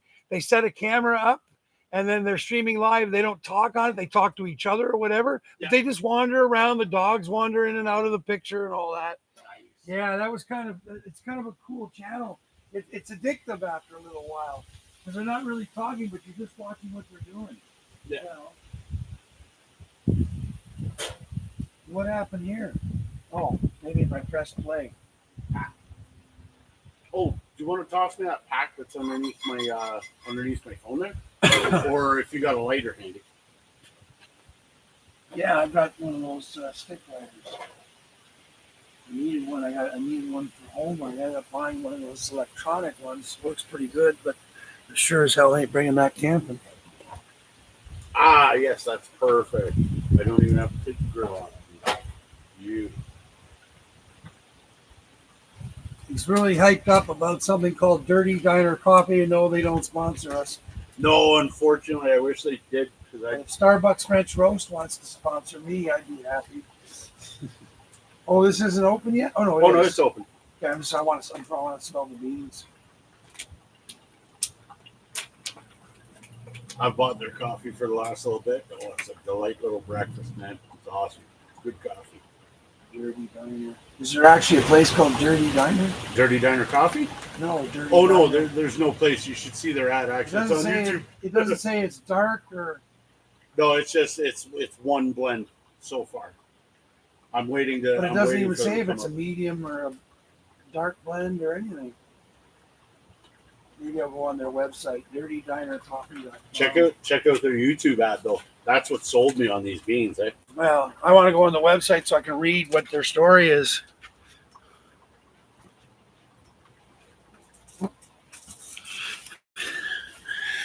Dirty Diner Coffee, it said. Yep. Dirty Diner Coffee Company out of Toronto. I still got that map for the ATV trails up. That's a mystery to me. See, I love this cordless grinder I got. It has saved my life because, like, I thought to myself, how am I going to grind coffee beans and whatnot in the morning and stuff? Just cordless unit.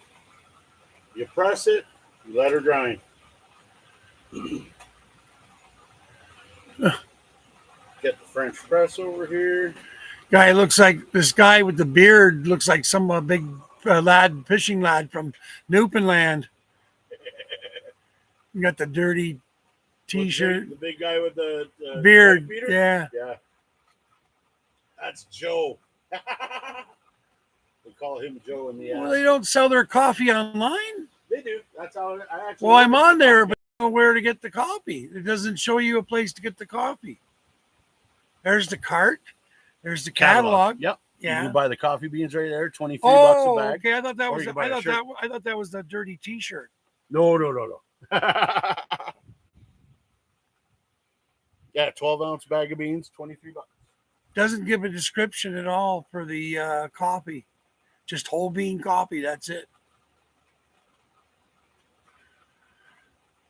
This must be like a backyard. Well, no, he's gotten is. What's the deal with his YouTube? Is he popular because of the YouTube? Well, the ad that the guy created for this coffee when he came up with this one blend, Has he got like millions of hits on it or something? it's supposed to be. Oh yeah, So yeah. he's He's making money on this coffee. Then he's not. But the blend he had come through, he basically, you remember going like those old diners with the counters and the there's still the lots coffee of that you'd still always lots get. of them around. Yep. But that coffee you'd get, that one blend that they got of their house coffee. Yeah, it's always it's always something that like reminds you of those diners, right? Yeah. Well, that's what this coffee is. That's the way it is, right? So usually you fill one of these containers in this. In truth, though, is that all those diners they buy from the coffee A.E. Van Hout or whatever. Whenever you go into those diners, they're just buying it from the local, like Cisco Foods is where they're buying their coffee. Yeah. And it's just it's just no name blends or whatever. But see, this blend here, it's just the way it tastes is just epic. For just something to have as a nice roast. Like a nice dark roast is great to have in the morning to wake you up. But this stuff is like just epic just to have during the day, just if you're floating around and stuff like that. So.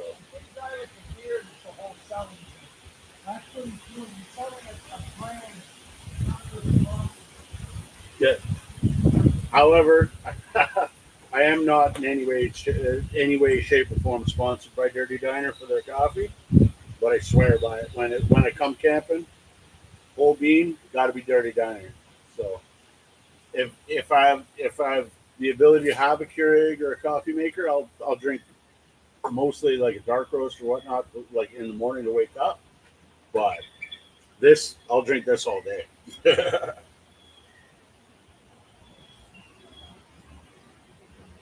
Water's almost ready to roll. And then I'll probably do the exact same thing you were doing too after it's pressed through. I'll probably throw it right back in the pot and get it warmed up a little. Oh, you want it heated up? That's what I'm probably going to end up doing on here with with mine for sure.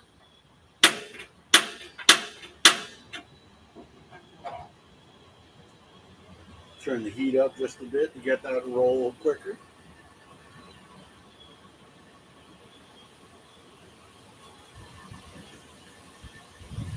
Yeah, we just do like those people do.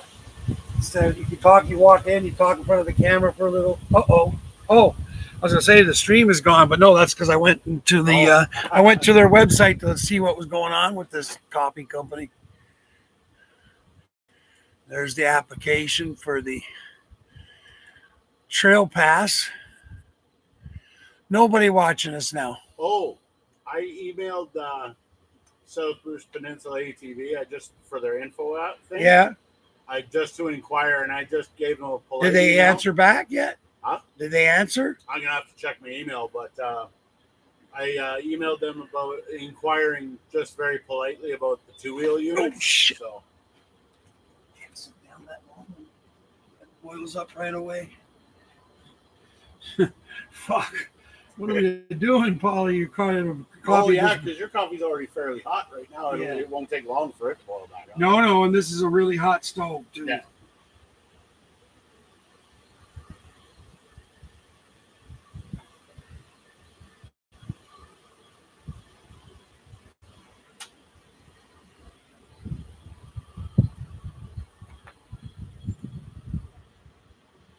That's good enough.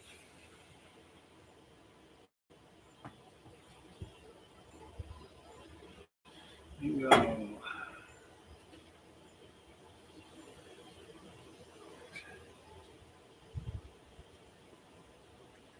El Perfecto.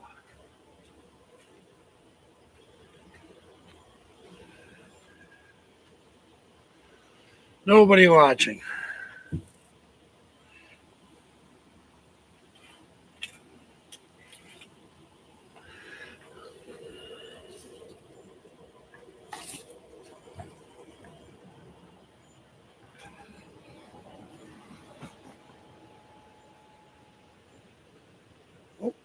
Joe on cleanup crew. Yeah. Oh, okay, somebody's back.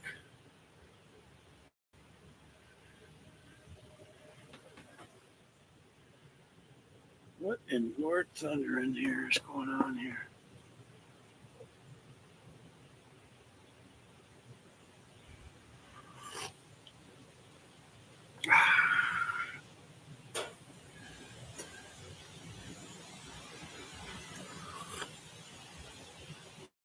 It's too bad I can't use that to zoom in. I should zoom in on you making the French press. That's more interesting than watching me. Well, you should be able to zoom in right now, shouldn't you? I don't seem to be able to see my screen. Oh. It's like a finger spread on the screen, 2 fingers on it. Oh, shit. I just killed the stream accidentally here. What, she's shut down right now? No, I accidentally shut it down. Oh. Oh, wait a minute. No, Oh, Christ's sakes. Well, I wish I hadn't done that now. Still live, but the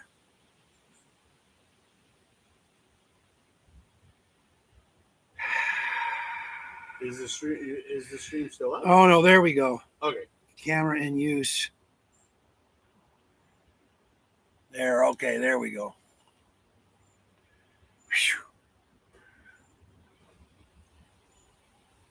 Right now, the press is just. See, I can't use the camera. That's the part I hate, is I can't use the camera.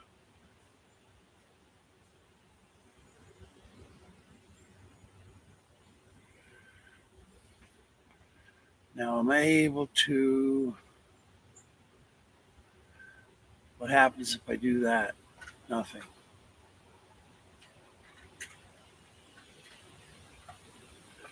Messages.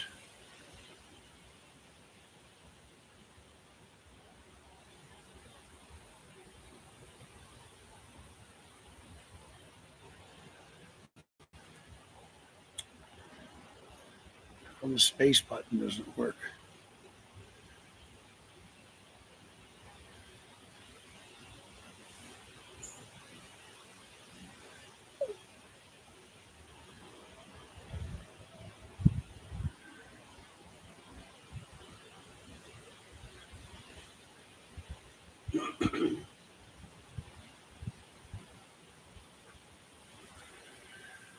Effects, no effect. There's stabilization, blur, auto framing, soft focus. Okay, no effect. It's just you can't see the camera like on the phone.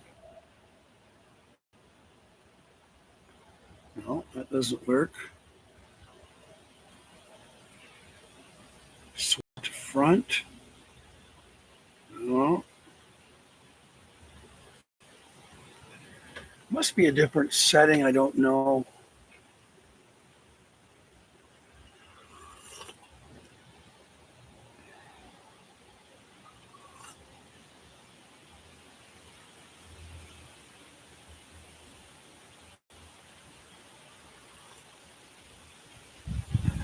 Explain to people what you're doing.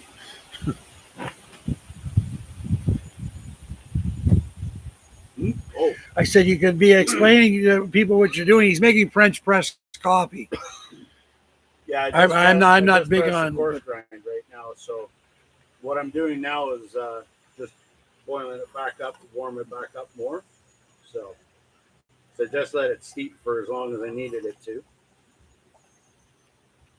I like my Keurig. There's my Keurig. The simplicity of the Cold glamping. Nice. Yeah, Marvin the squirrel. Yeah, Danny remembers that. With everything that's on his mind. Oh shit! The grass doesn't grow too long under Danny. He's always on the move. It seems anyway.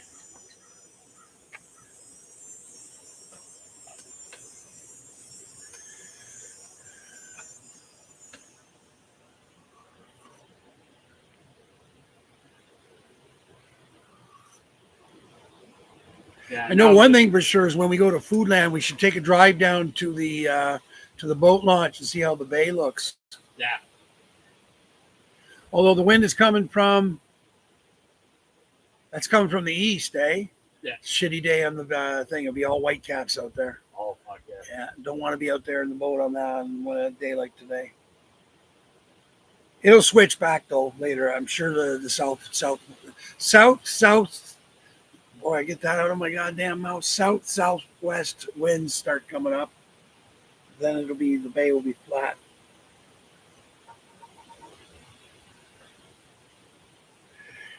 Oh, hey Diana, what's shaking?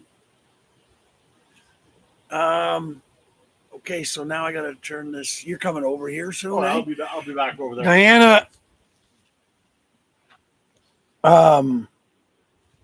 she's a fellow Canadian. Her and her family are out in British Columbia. Yep. And they live up. I think I told you about her. They live up in the mountains there. Yeah. So. Oh, is that couple? Yeah, you were telling me all about them last year. Well, yeah, I've only ever talked to Diana, but there's none here at Sauble Beach on Lake Huron, but at the trailer at home there's a fire ban on, but it's been raining for the past couple of days. I gotta fix it. I don't mind if I steal a little Gabby or evaporated milk. I want to try it. No, that's what it's here for. It's for both of us, man.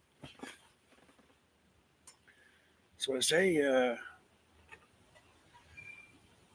That's the deal. You're cooking. I'm buying the groceries and stuff. So just dig in. So good, Diana.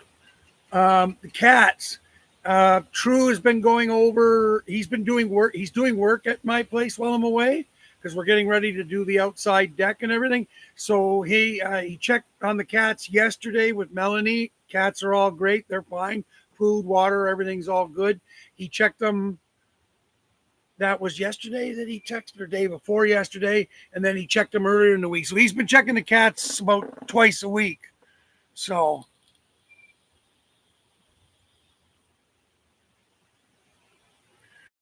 what's this now?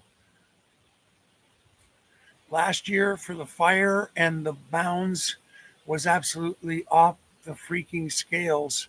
Seems like soon as they put out one fire, boom, here out comes another one. Yeah.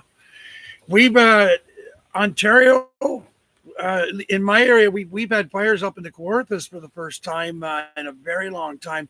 And Newfoundland is crazy burning. I watched a channel called Scote Outdoors, Skote. It's a young couple doing an off-grid thing on an island off the Newfoundland coast, a place called near St. Joe's. I think it's St. Joseph's. Anyways, but they were talking about all the forest fires in Newfoundland going on. Diana, this is Luke from Brantford. No. Oh. Your channel. Oh. Yeah, from shit. I gotta remember this now. I gotta keep this on the top of my tongue. Lost Cause Adventure Bus. Yeah, he's doing the schoolie. I've spoken about Luke before, I think, Diana, in some of the videos if you've seen them. So he's like my caravan buddy. So like when we come out west to visit, we'll be coming out as a pair, like, you know, busing an RV. So we got each other's backs because we're both older guys. So safer this way. Diana says hi, Luke. Hello. I don't know what this little blue thing is. This little blue thing. It looks like it's got like a little king's hat and then a number beside it. I have no idea what that means. Might be a ranking during there, like for YouTube or something. I don't know. So you guys must be getting a decent amount of rain out there then this year. That may not bode well for winter. No. Should get the snow up there too, eh? In the mountains. Well, now I get to try this with there we go. With a little bit of cream to it. Just French press brewed up some Dirty Diner from Toronto. Not cream, buddy. Evaporated milk. Just a diff. Huge diff, especially. heated back up in the pan with the evaporated milk in it. Just added that extra little touch to it. That's awesome. Jeez, I'm gonna have to remember that. She says 4 more RV. I need to have a convoy. Yeah. What was the one? We're a the movie was called Convoy. Yep. Tate, Rubber Ducky. Remember all the? God, that movie's way old. We got ourselves a convoy. That's what he says. One of the lines in the movie. Fuck, I should probably see if that's Netflix or something. I think I've seen it around somewhere, whether it was Netflix or Prime Video or something like that. Yeah. Oh, now there's 0 people. So Wow. Diana is out, I guess. I hope they're not getting accidentally booted out or something. No, sometimes. Anyway, wait, she came back. Yep, there's one there. Okay. She's like, remember I said I want to go visit people that I actually get to know on this YouTube. Is I definitely would want to, because I have a really good friend. Him and his wife live in Canmore, Alberta.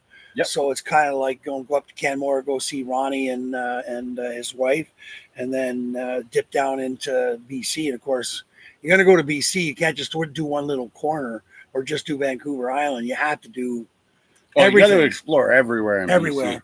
There's if the animals are not province, walking around; they're sitting beside the lake, and that's where they're going to freaking stay, because only animals stay close to the water. Yeah. But if there's any province, what is she saying? Wait say, a minute.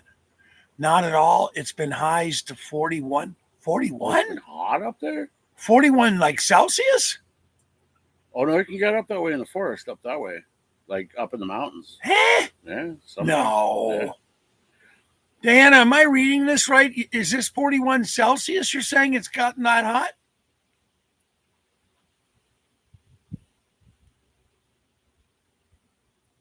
Not at all. It's been highs to 41.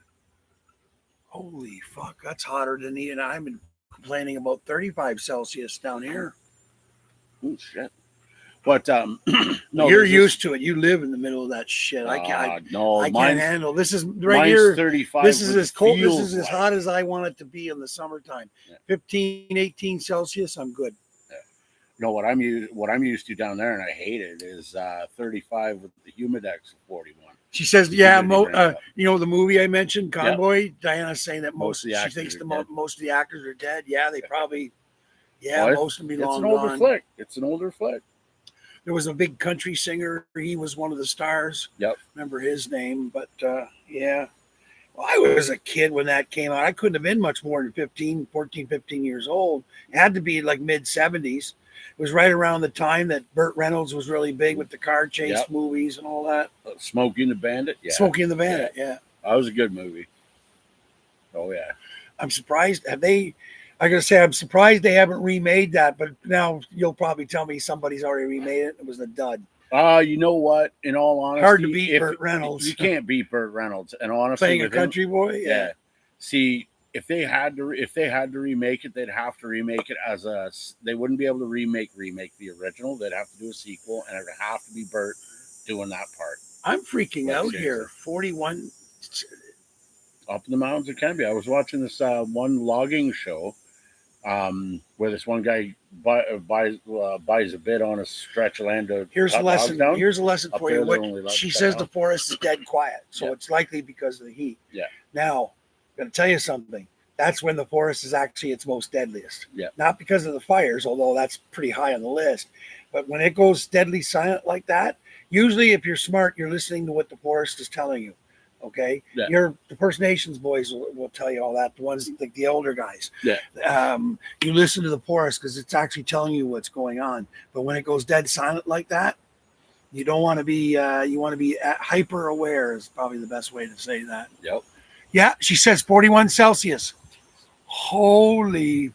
Yeah, but how dry of a heat is that? Though is the question. That's what. Well, it doesn't matter. At that, when you're getting up to that, it matters. Well, except in the first, it'll matter even more. She's not had the forest fires. They had forest fires there last year. I'm certain that we talked about this. Yeah. See, the thing is, though, is I'd rather when it comes to let's talk Fahrenheit. Real Manitoba's getting Yeah. it bad this year. Oh, yeah. Extra bad. But in reference to Fahrenheit temperatures, I'd rather 104 in the shade dry than have 89 with humidity. Oh, I'm neither. I would much rather. Anything above 15 to 18 Celsius for me, that's it. Yeah. I'm done. But see, I the hate it. humidity can mark that temperature, make it feel like that temperature's that high. And that's probably you get that muggy, gross. Diana's feeling. probably seen this, but I always make the sort of joke is I want to keep going north until it doesn't go above 20 Celsius all year long. I don't care if it's minus 50 in the winter. I don't care. I'm fine with that. We'd be But- talking mid-province, BC, Well, in the mountains. Well, it'd be in the mountains for Yeah. sure, or getting up north in the Yukon, like really up north up there Mm-hmm. somewhere up there. Yep. But then the trees start to disappear. You get that far north. Yeah, I do. Yeah. It also was Sally Fields. Oh yeah. Yeah. And I do know Sally Fields is alive. I saw something about her recently, actually. Yeah. My dad had a crush on Sally Fields. Oh, my old man did too. Hell, I think I did. It was a good thing because my mother was kind of like Sally Fields back in the 70s. So Yeah. my dad had a crush on my mother at the same time. So I think anybody saw Smoking the Bandit had a crush on Sally Fields, man. Jeez, she was one nice lady back then, man. Jeez. Especially hopping in that Trans Am with the wedding dress and stuff. Oh, well, yeah. ask any woman that's over, let's say, 50 years old, maybe a little older, or what they think about Burt Reynolds, and most of them will tell you, like, oh, Burt was the hottest. Oh, you know, yeah, dude. with the Straight up. mustache and all the rest of it. Oh, back then that style. She's saying it's super dry. You can actually smell the wood, the actual trees, which is a little scary. One idiot with a cigarette butt. See, that's what I worry about. Yeah. People driving by my place and flicking cigarette butts, and they do it. Oh, yeah. And it's like, oh man, just like the wrong spark goes the wrong way, and that's it. My 100 acres is gone. Actually, And where she is, they give fines if a cop sees you flick a cigarette out, they'll find you. they're out in the middle of nowheres. Yeah. I mean, an entire mountain could go up in flame. Oh, yeah. So my brother found out the hard way that like they give out fines out in BC area there. I don't know if it's like the same in Alberta, but out in BC, if an RCMP sees a car flick a cigarette out the window, done. You're pulled over to the side of the road. You either get a fine, or the officer gave my brother a chance because it was an Ontario tag on his car, right? He said if you can walk this highway within a mile or a kilometer and pick up 10 cigarette butts on the side of the highway, I will let you off the fine. But the fine was astronomical, and the reason for it is exactly that.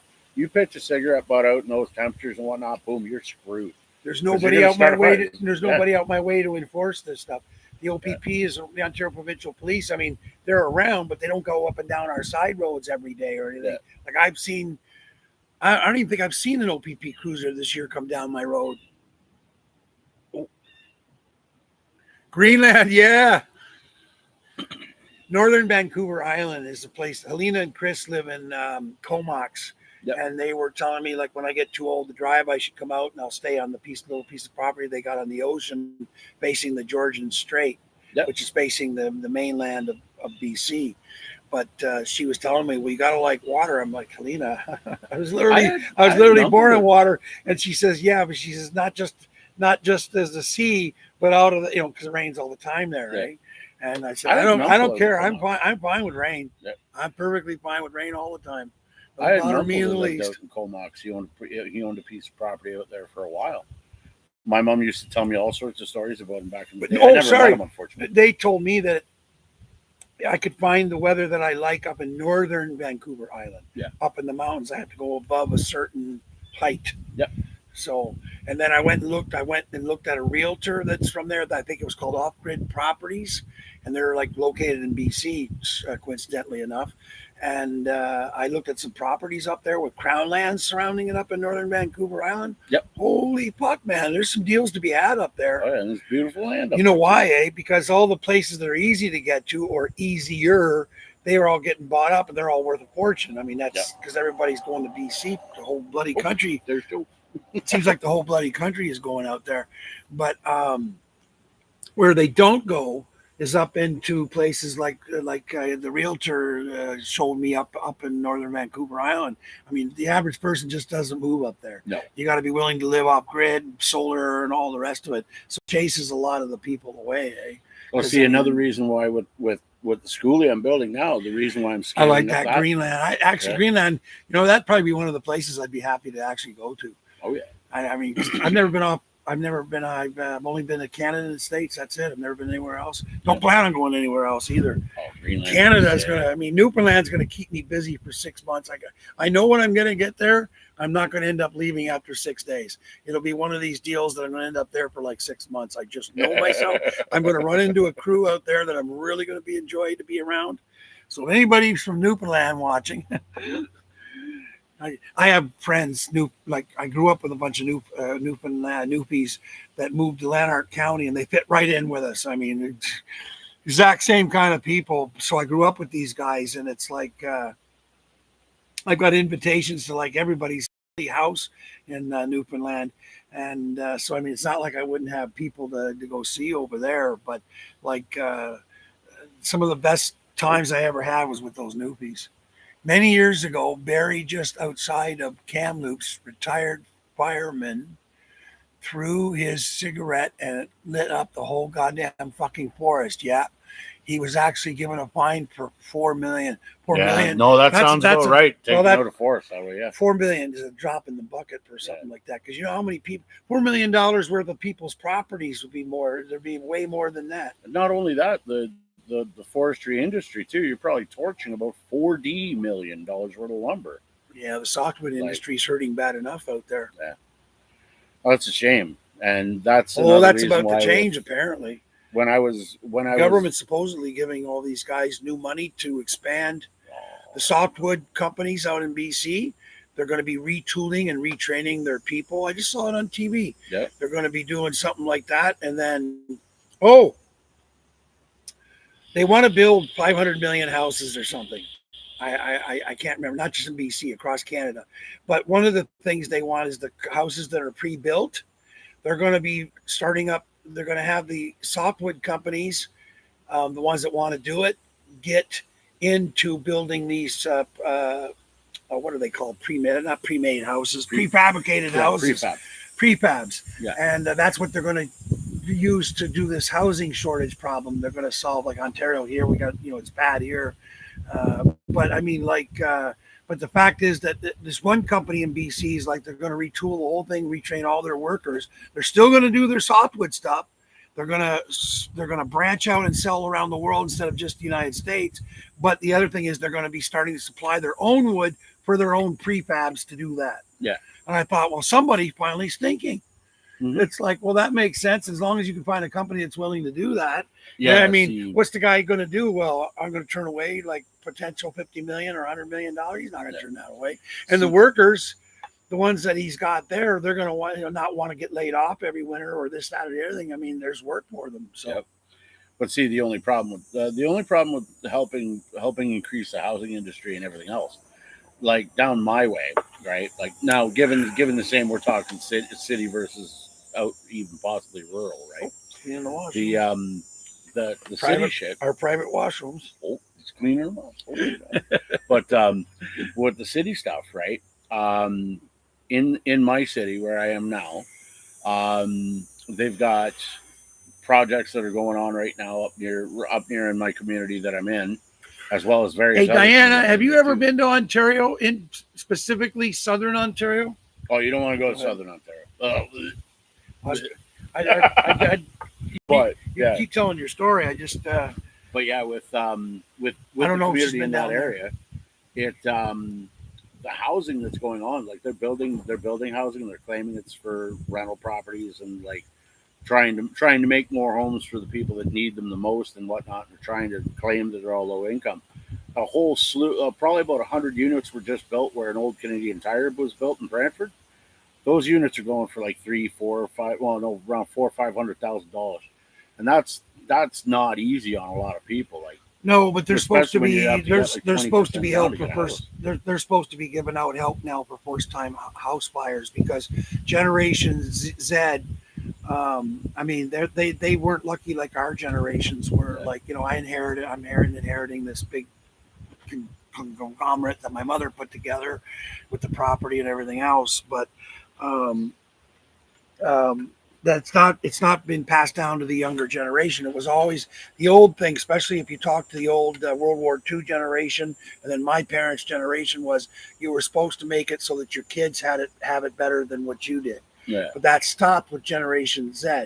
Yeah. Somehow something got broken there, and then they're not having the same advantages to buy their first time homes and everything. So the government has to step in. I mean, you can't have all these people living in rentals. Yeah. It's not going to work. But even with that said, though, there are two other generations that also suffer too. Well, the millennials are having problems as well. It's not even late Gen Zs, or Gen X's, like myself. Not so much. Well, they're inheriting the same as what I'm inheriting, kind of. Now I'm the last of the boomers, like I'm the youngest, like not the youngest of the boomers. That's still another couple years away, but like I'm inheriting from the boomer to boomer. Yeah. Because my mother had me at 21 when she was 21. Yeah. So we're still in the same boomer generation, me and my mom. I'm not Gen X, but my brother is Gen X. Yeah. Now he lives in a fucking tent in California, but I mean he chose that. So Yeah. Oh, what's she saying? Today I took my husband's truck into Vernon Fire Department, and they do donations to help with the kids' fireworks this year. So that was awesome. Nice. Right on. Wouldn't that be something to see a fireworks display over a lake with the mountains surrounding it? Wouldn't that be something to fucking see? Oh, we got to get out. We got to get out to BC, Diana. Even just seeing it over water, like Canada I've been Day saying here this was now epic. for I'd love to see it with a mountain background. You got to get that. You got to get that thing ready quicker because I'm going to want. I mean, I'm going to have that RV. I'm not. It's once ever all these bugs are worked out, she's not going to be gathering dust sitting there. And I definitely BC is really high at the top of my list because I got people in Abbotsford I want to go see. My friends I told you from the Shannonville First Nation. Yep. Rob Gonzalez and his son. I mean his son added himself to my Facebook and everything. And to me, the last time I saw little Zach, I mean, he was all like 6, 7 years old. It's just that, he was like he was Norm's little shadow when Norm was alive. But now he's like a teenager and he's reaching out like, Uncle Paul. And I'm like, I'm not really his uncle, but I mean, I was close to his grandfather. And of course I'm close to his thing, but they're in Abbotsford. So, I mean, I got people to see there. I'd love to go see Diana and her husband. And then Canmore, I want to go to that Canmore, Alberta. What's this now? Yeah, she had been... Russell from Sauble. He's the guy. Okay. Hey, Russell. Russ, I guess.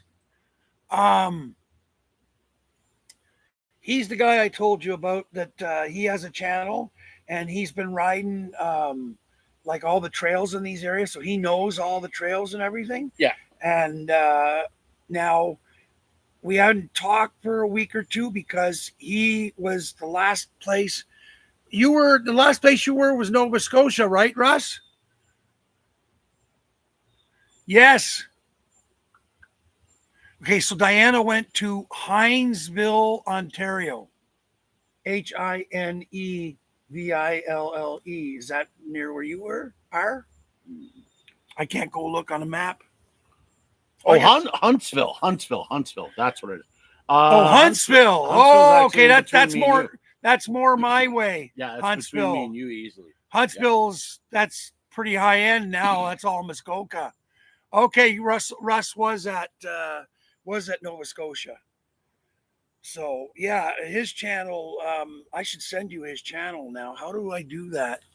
Because he's been putting up videos. I've been watching. I haven't watched them now because of the camping. But if I click on Russ, will I lose this? Go to channel. Oh no, this isn't the same. No, this isn't. Oh, I'm confused now. Hey, Russ, you're the fella that is from Sauble, but you have the red ATV and you put up the videos for your rides and stuff. Or am I mixing you up with somebody?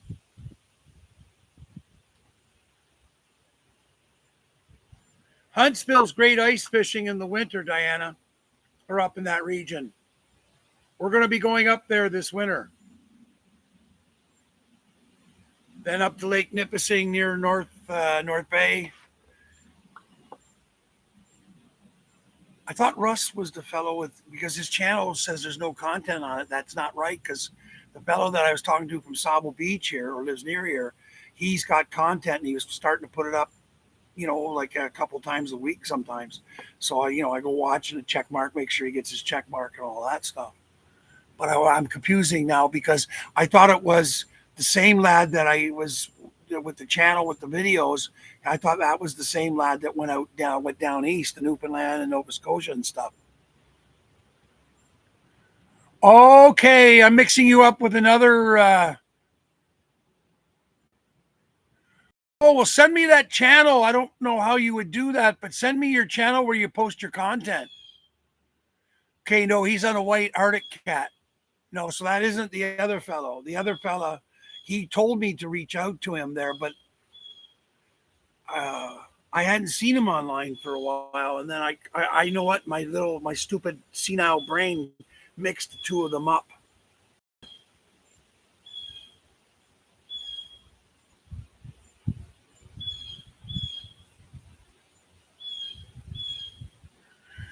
Diana's saying that ATVs are a lot safer than off-road motorbikes, which cause forest fires. I have not seen an ATV cause a forest fire. Well, that's because, she's not talking about your kind of bike. No, she's talking about like a motocrosser. Yeah, and those, the aftermarket. The thing is, because the aftermarket exhaust doesn't have a flame arrestor in it. What it is the sparks coming out the tailpipe of those things. See, my XT250 came with a factory fit off-road exhaust with a flame arrestor or a spark arrestor in it, which definitely keeps back on any of the carbon deposits that come back out hot. And no, I agree. Actually, if I pulled that spark arrestor out of that pipe, that could cause a lot of problems out in the bush. Definitely. We're just fooling around with this live thing, so that's all we kind of plan. We got to go into Foodland at some point up in Wyerton, and that's Russ is asking what we're doing. And we were out for a ride yesterday. We took one of the trails off the Rankin Road, the one in Sauble Falls there, and we ended up on a pretty good tour. It ended up at Boat Road or Boat Lane Road. Nice rough little trail, more like the trails up my way. I was surprised. I figured it'd all be sand here, but anyways, I figured wrong. But yeah, we're trying to figure out the whole club thing because we don't want to get charged with trespassing. But we're not sure about his. He's got a Yamaha XT 250 Enduro, so he went with me. So we're not sure if he's allowed on these trails. We're allowed to do. So we're kind of lost around here, Russ. Yeah. But yeah, we're just at the campsite right now at White Sands. Oh yeah, have you been out in those sand dunes? Yeah, the ones that are just right next to the campground. I've been going there for years. I went in yesterday. No, was it yesterday? I went in there with the Can-Am. Yeah, yep. I went in yesterday with the Can-Am, but it's too sandy. The sand is too deep for Luke's Enduro to go in there. Oh yeah, I'm just running the stock Bridgestones on that right now. It don't like the sand at all. but the Can-Am likes the sand, let me tell you. Yeah, that's a great little place. I haven't heard back from the South Peninsula. You almost got stuck in there on a 700cc Arctic Cat. Oh, I guess I'll have to keep an eye open for what he's talking about, because boy, that Arctic Cat should rip him right through there like nothing. Yeah, but Diana's right about that thing with the. No, totally. No, that's one of the big things that I said, because they asked me at the Yamaha dealer if I wanted an upgraded exhaust. Yeah. And I said the stock exhaust has a spark arrestor in it. They said yeah, and they said the Delkovic unit that they were gonna throw in for it. Yeah. They said that it came optional. Oh, okay. He says yes, after a rainfall, There was a big swamp I went through. Okay, all quicksand. Yeah, that would okay, be- that makes total sense. That's like cement when you get in that. Now, what did I just want to ask Russ? I came into my head while you were talking, and I was on to ask him something now. It wasn't. First day I get here, Russ. On Monday, I go for a little quick ride over to Home Hardware, in town, and just as I turn out from the campground, 15 OPP ATVs went by, all waved at me, but 15, I've never seen that even up my way, and we've got like millions of miles of trails, and our trails are busy with lots of side by sides and bikes. Everything. It's really busy up my way. That's a big deal, ATVing up there, quadding and all that. But yeah, 15 OPP. I've never seen that before. Coming right up, was that number 13, right? Yeah. I just call it the White Sands Road or the Sauble Beach Road. So, yeah, all quicksand. Yeah. Yeah, I'll keep an eye open for that because it rained pretty good here yesterday. Oh yeah. Last night, and then Tuesday when I got here last Monday, the next day it rained hard here all day and all night. I was in the tent. I must have slept like 16 hours or something. That would have been the time to have the RV. We could be playing cards inside. Hell yeah. No way. Wow, that's crazy. I was getting gas on the ATV at the gas station on the highway there in Sauble, and they had the OPP boat, and they weren't too friendly. Oh, They might have been out searching for something. Oh, maybe. Yeah. Sometimes they get over serious. I'm not used to, on a but mission, I'll have to say I'm not serious used to as them hell. waving at me like 15 OPP quads going by, Yeah. and my natural, like whenever I'm riding, like if I see quads or side by sides or whatever coming up, I always wave. I just stick my hand out. It's polite Yep. gesture. I used to do it when I was riding my Harleys, but it didn't hit me until I saw the first one. It said OPP, but it didn't hit me for a second. I just automatically stuck my hand out, and then the next guy's behind him, yellow OPP on his thing. He waved, so I waved. Next guy, like 15 of them. Yeah. I couldn't believe it. I've never seen that before. Never seen that before up not my way. And you'd think they would have lots of guys on the bikes up my way. They don't. Well, just till the Monday of the Labor Day, the campground closes Labor Day Monday, so we're both heading home that day. He lives down near Brantford, and well, you probably gathered I'm up in Lanark County, outside an hour west of Ottawa, hour and a half west of Ottawa. Yeah, you got a longer truck than I do. Oh, it's about. I do the speed limit, so 80, 85 kilometers an hour. I do that the whole way. I don't speed at all. Yep. It takes me like 6.5 hours. So that's not bad. I'm not bad with that. Oh, there's Diana.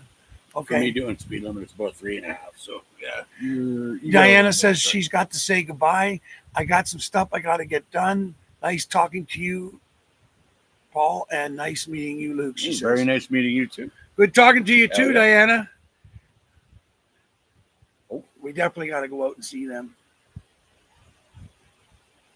Do you know the trail's good around this area, Russ?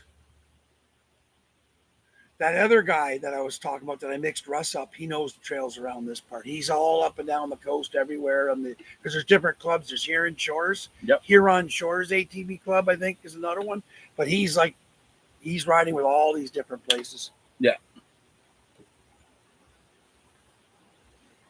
Well, we're here for another week, so tomorrow we got to go to Shallow Lake. I had to take my boat over to BDDM Power Sports, Doug Johnston there. My carburetors suddenly started leaking on the Mariner motor, but we want to get some fishing done during the week as well. But tomorrow we got to go to Shallow Lake. I'm not sure what time I'm going there. I got to wait for those guys to call. Well, we should meet somewhere, Russ. Then we'll follow you. Yeah. He knows the trails, he says. Yep. I'm having trouble making heads or tail of the South Bruce ATV Club. They have that web page with the trails and everything, but I'm having trouble making heads or tail as what's what with all that. Oh shoot! I How just turned the wheel anal on. are they, the trail bosses down here? Like if we don't have a club sticker or whatever, and we're on their trails, are they likely to charge us with trespassing? Do you know? See, they're heavy about it up our area. Yeah. Like because because our trails are so big and there's so many trails and there's so many people on the trails. Because we get people from Toronto there, we get people from Ottawa, we get people from the Quebec side, we get people from Kingston. You know, it's just all around us. We get all these people gathering on our trails. He says that, to be honest, they aren't as active anymore. I have never ran into any problems. Just don't ride in the ditch. No, I stopped that 2 years ago when I saw those signs go up on the side of the road there.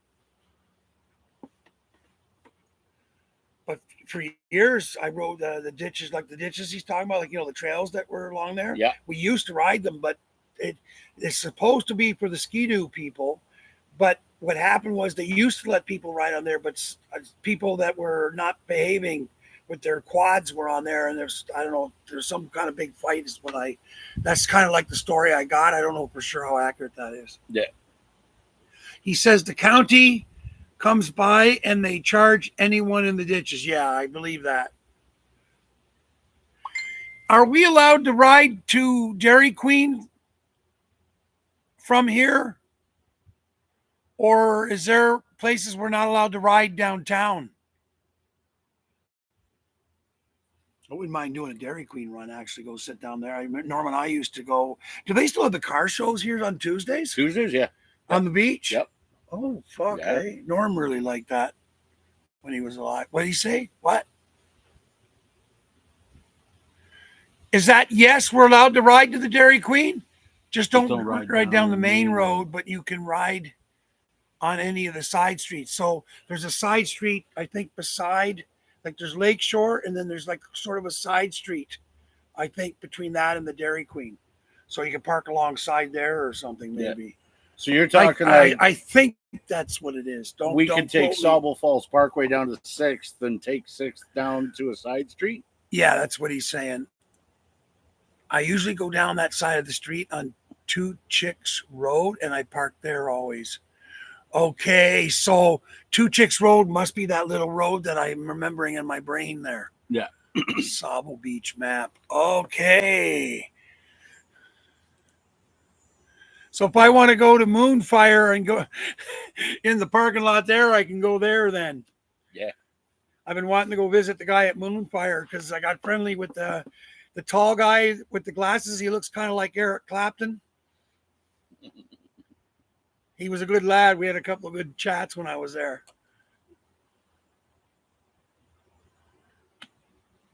Well, that's good to know we can do. You know, there's another thing we got to do too. We'll do it this week. Is go to Tim Hortons, pick up one of those coffee packs. Yes. Because I want to bring it to Jonathan and his younger brother at the Sauble Beach Motorsports. Yeah. There's the girl that works there as well, and then there's a salesman, Arthur, I think. Yeah.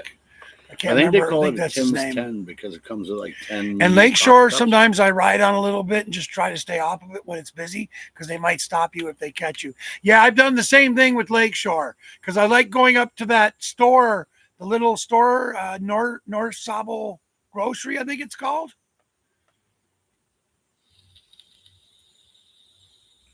They used to have good smoked fish in there. The last couple of years I've gone there, they haven't had the smoked fish anymore.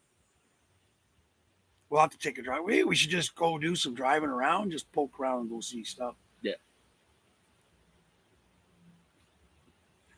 I don't mean just on the bike or the ATV, but just in the pickup truck, just go poke around. And Lakeshore. Okay, yeah, no, I read that already. Are we allowed to have visitors here? That I'm pretty sure we're not. Technically, we're not. Okay. But if we talk to Lisa, we might be able to snake a couple hours with someone in here on our site as long as they're out within a reasonable time. Because last year on the anniversary of my brother's passing, Russ, I had my sister come here with her kids, And Lisa allowed that under the circumstances because it was the anniversary of my brother's passing. But yeah, she might let us. She might. We're on campsite 50 at White Sands, Russ. We're just thinking, I'm going to ask Lisa when I go down, but see if they allow visitors here. They may not let you in on the ATV, though. We'd have to meet you out front, which is no big deal. No. Of course, you want a snack? Do I want a snack? Yeah. Well, we got that big monstrous sandwich that needs to be eaten up. Yeah. Well, maybe we'll kill the stream for a little while. Rush, I think we're gonna get a. Well, I guess we can just keep it running. I guess too. Yeah, we could do that. Yeah. All right. I'll get in. I'll chop that up with the knife there. Sounds You're gonna good. sit there and yak still, or do you want Yeah. a big slice off of that? Oh yeah. Fire slice.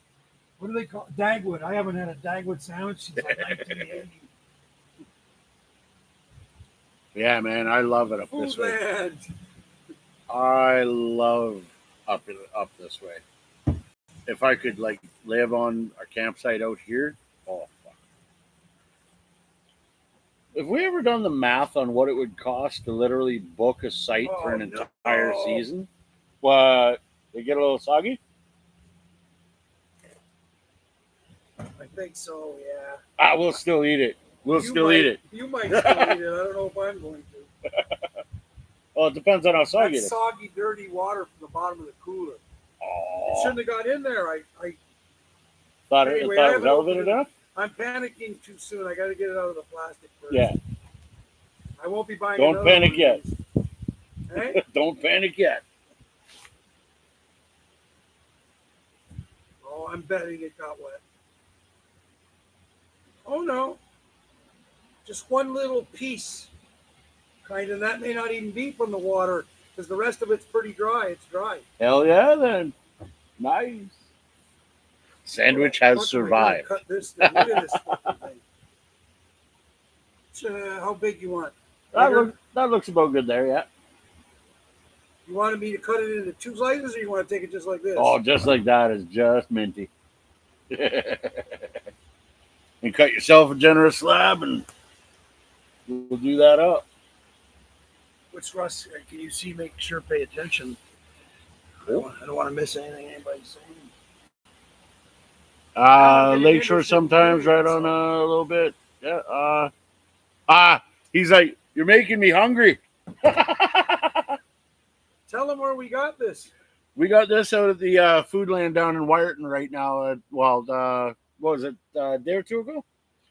Had it in the cooler waiting. Foodland in Wyerton. Foodland in Wyerton's a good place to go. That Foodland is huge. Saw this huge big loaf, and it was Dagwood on it, so I grabbed it. Oh yeah.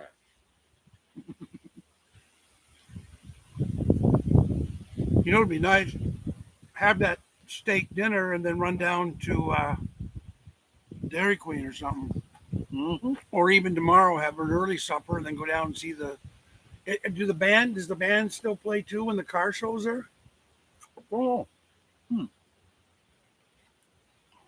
pretty sure it does. Last time I went down there, Yeah, but that'd be Tuesday, not Monday. they had kids up on stage and they were playing the Beatles and they were paying it pretty goddamn good. Yep. This is the first time I ate all day, actually, and here I am every Tuesday night. So he might be talking about the bands too. That'd be cool for the bands too, yeah. Park the bikes on that side street, like he says.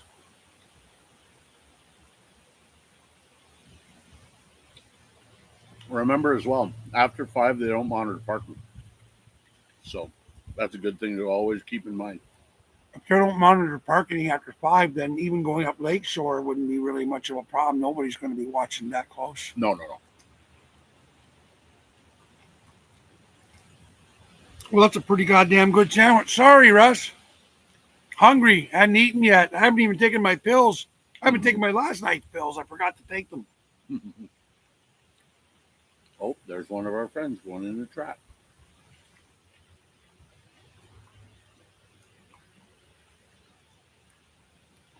He's going for it.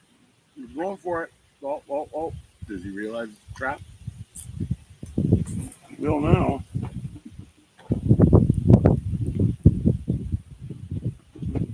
I just don't want him to sting my hand. No, no, no, no.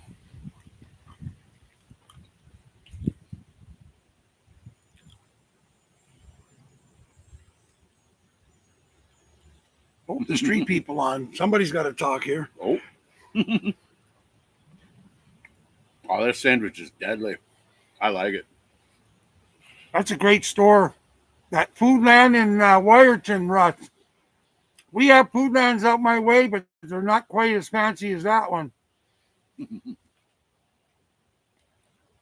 That's a great grocery store. I wish they'd build a big one around my area. Mm.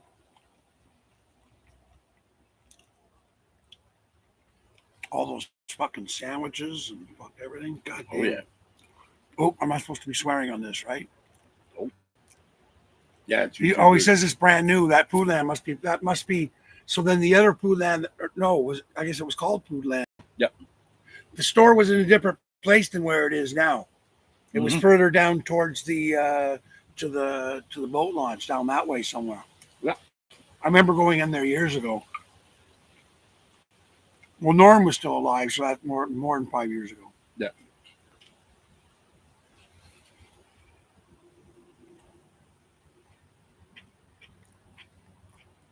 Climb in there, you little wasp. Using Gatorade to capture wasps. He's doing a good job, too. It looked like a brand new store, actually, now that I think of it.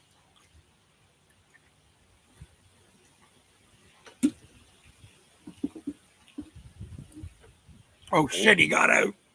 Like, I should have left it alone. Did you want another one? Actually, maybe. Well, it's going to go, it won't last forever in that cooler, so. I'll grab another slab. You want another one? Oh, I'll do that for you. Sure. Well, you do the dinner and everything, so Sweet. this is easy.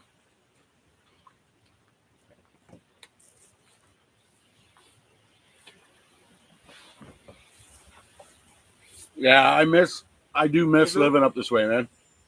More? Just a hint more. Yeah, right there. Beauty.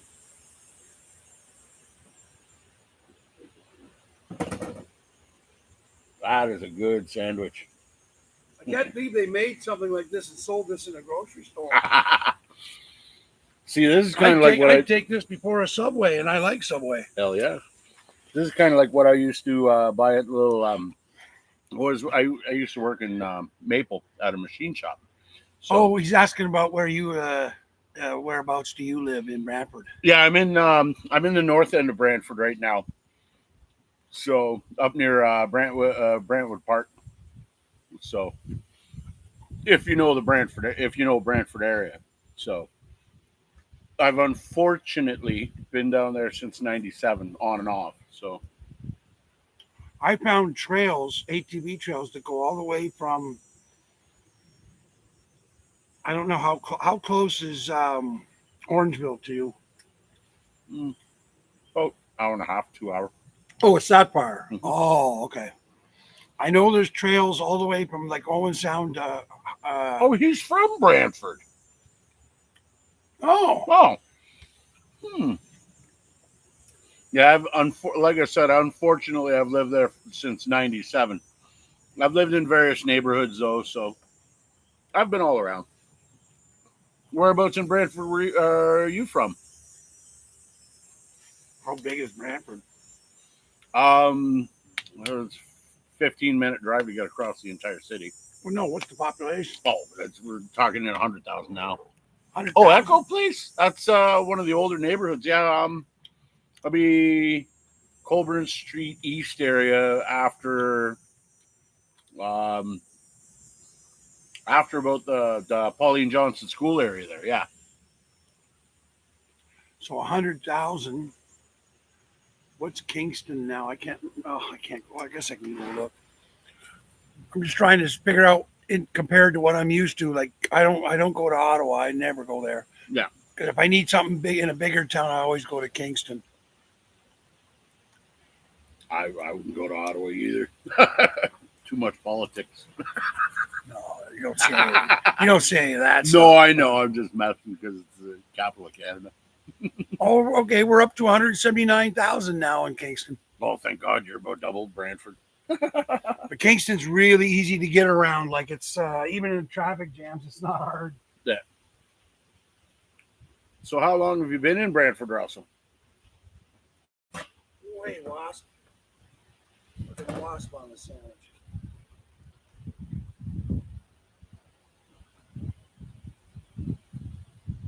Shit. Will you fuck off, wasp? This fucking wasp. You're gonna. I need a fly swatter, man. Yeah. Or an electric zapper. Oh. So if you don't mind me asking, I moved there in '97. I was born in '78. We may know a couple people that know each other too. So, trying to think who I might know that might be big enough. But like, yeah, I've lived there since '97, so that's 28 years. Not willingly though. I'm just gonna put that out there. Not willingly. being that you're from Brantford too, you can also attest to why I say that. Do you live here now, Russ?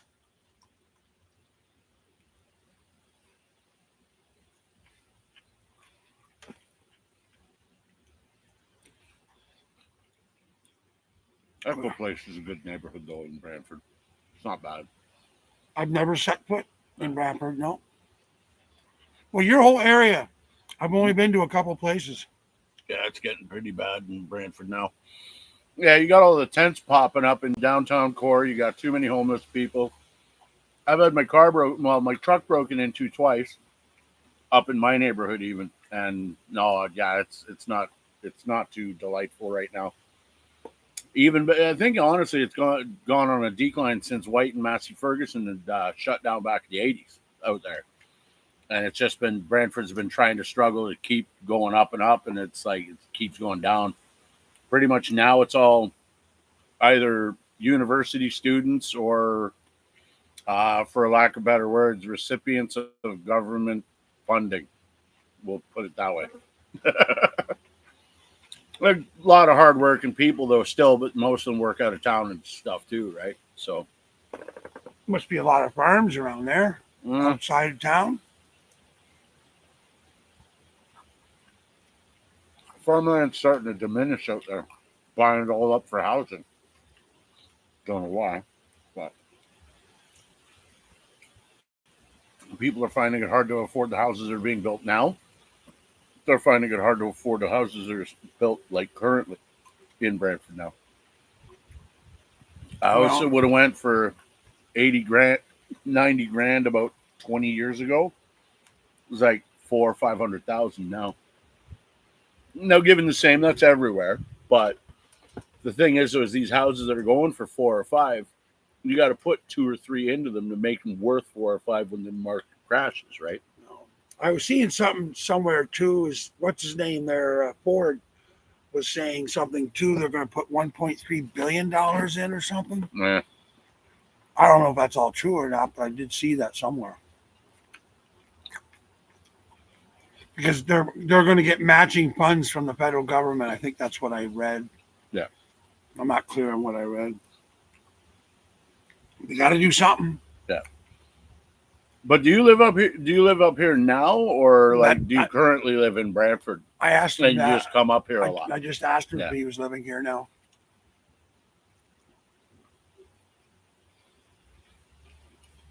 I think it's so awesome though that Jonathan at Sauble Beach Motorsports was telling me it's not easy living up here, like because it's so dead here in the winter time and everything. Yeah. And it's hard to keep business up in this area. Which is kind of like where I live, but I mean,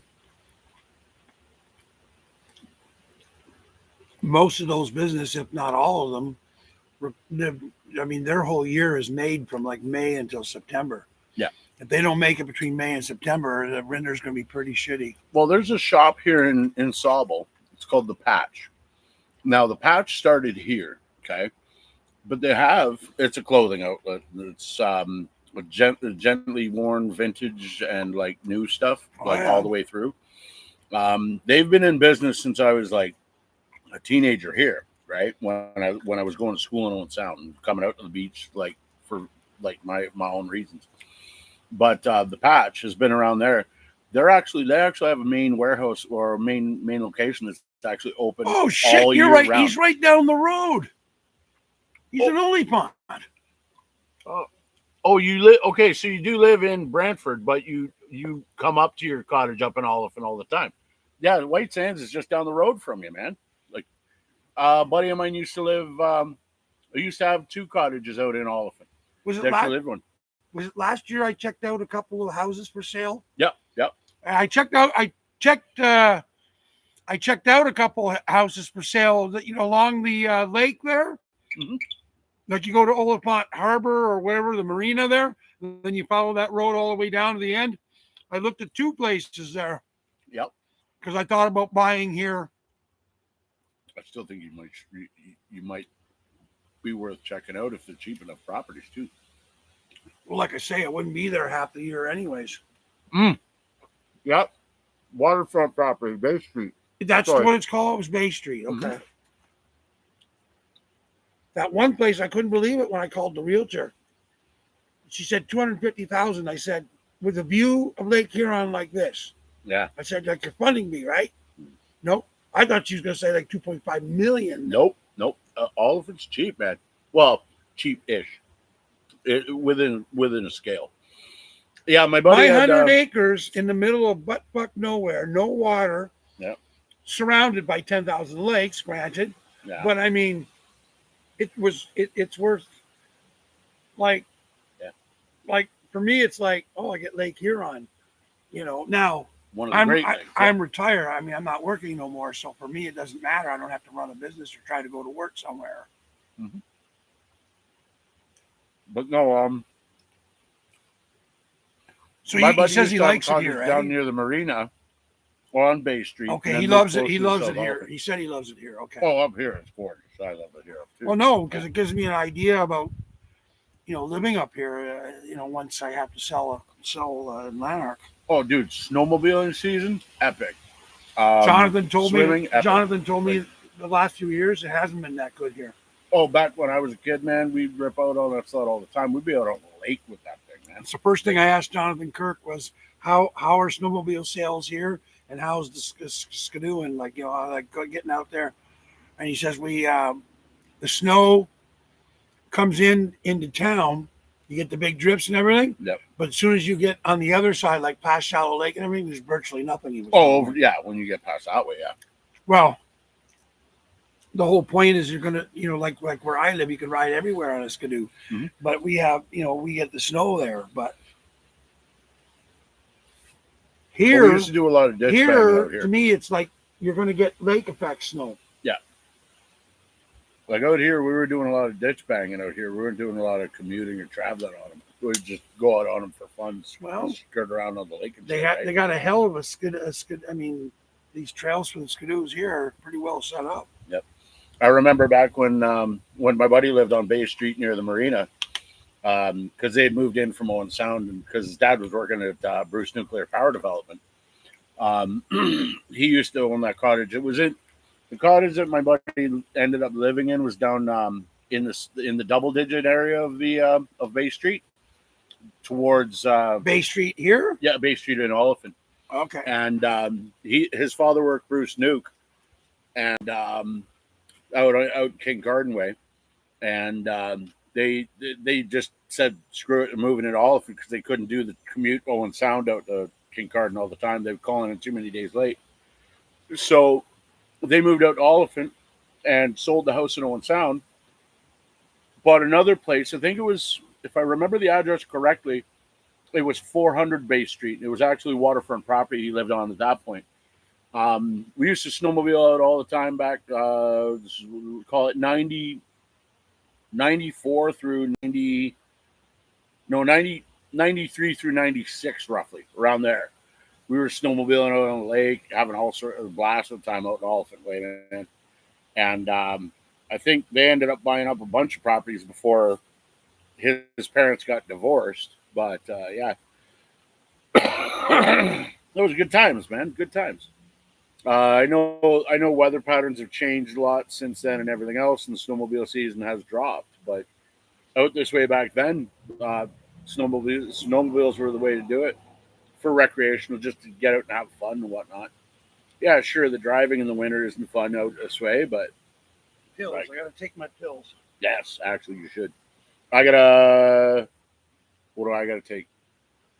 I don't really have to take what I have to take, but I ain't feeling pain. You should take the same time every day. Yeah, my lyric is taken at nighttime, right before I go to bed.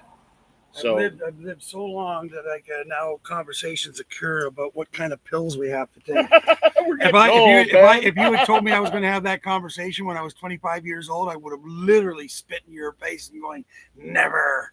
Not gonna get that old. I'm going to be like Hunter S. Thompson and want to die before 50. Fuck, I love that shit.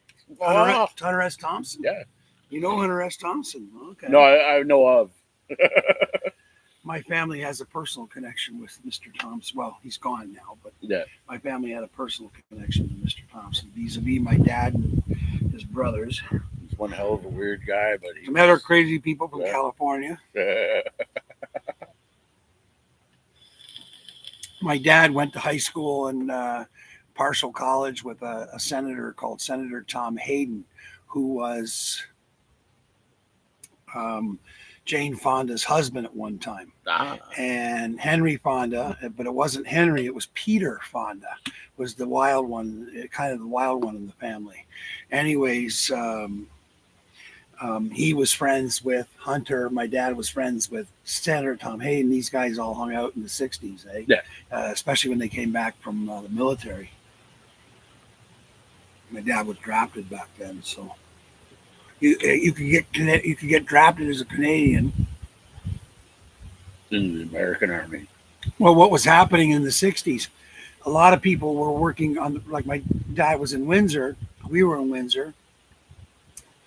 I was just a baby at that time, but when you worked across the border to work at the factories in Detroit, Russell's taking up. You take care, man. Drive safe, brother. Do you and definitely have a good time doing it. Good talking to you, Russ. Man, that's actually kind of cool. He lives down in Brantford. That's a connection between Brantford and here. And then here. Yeah. I love that idea.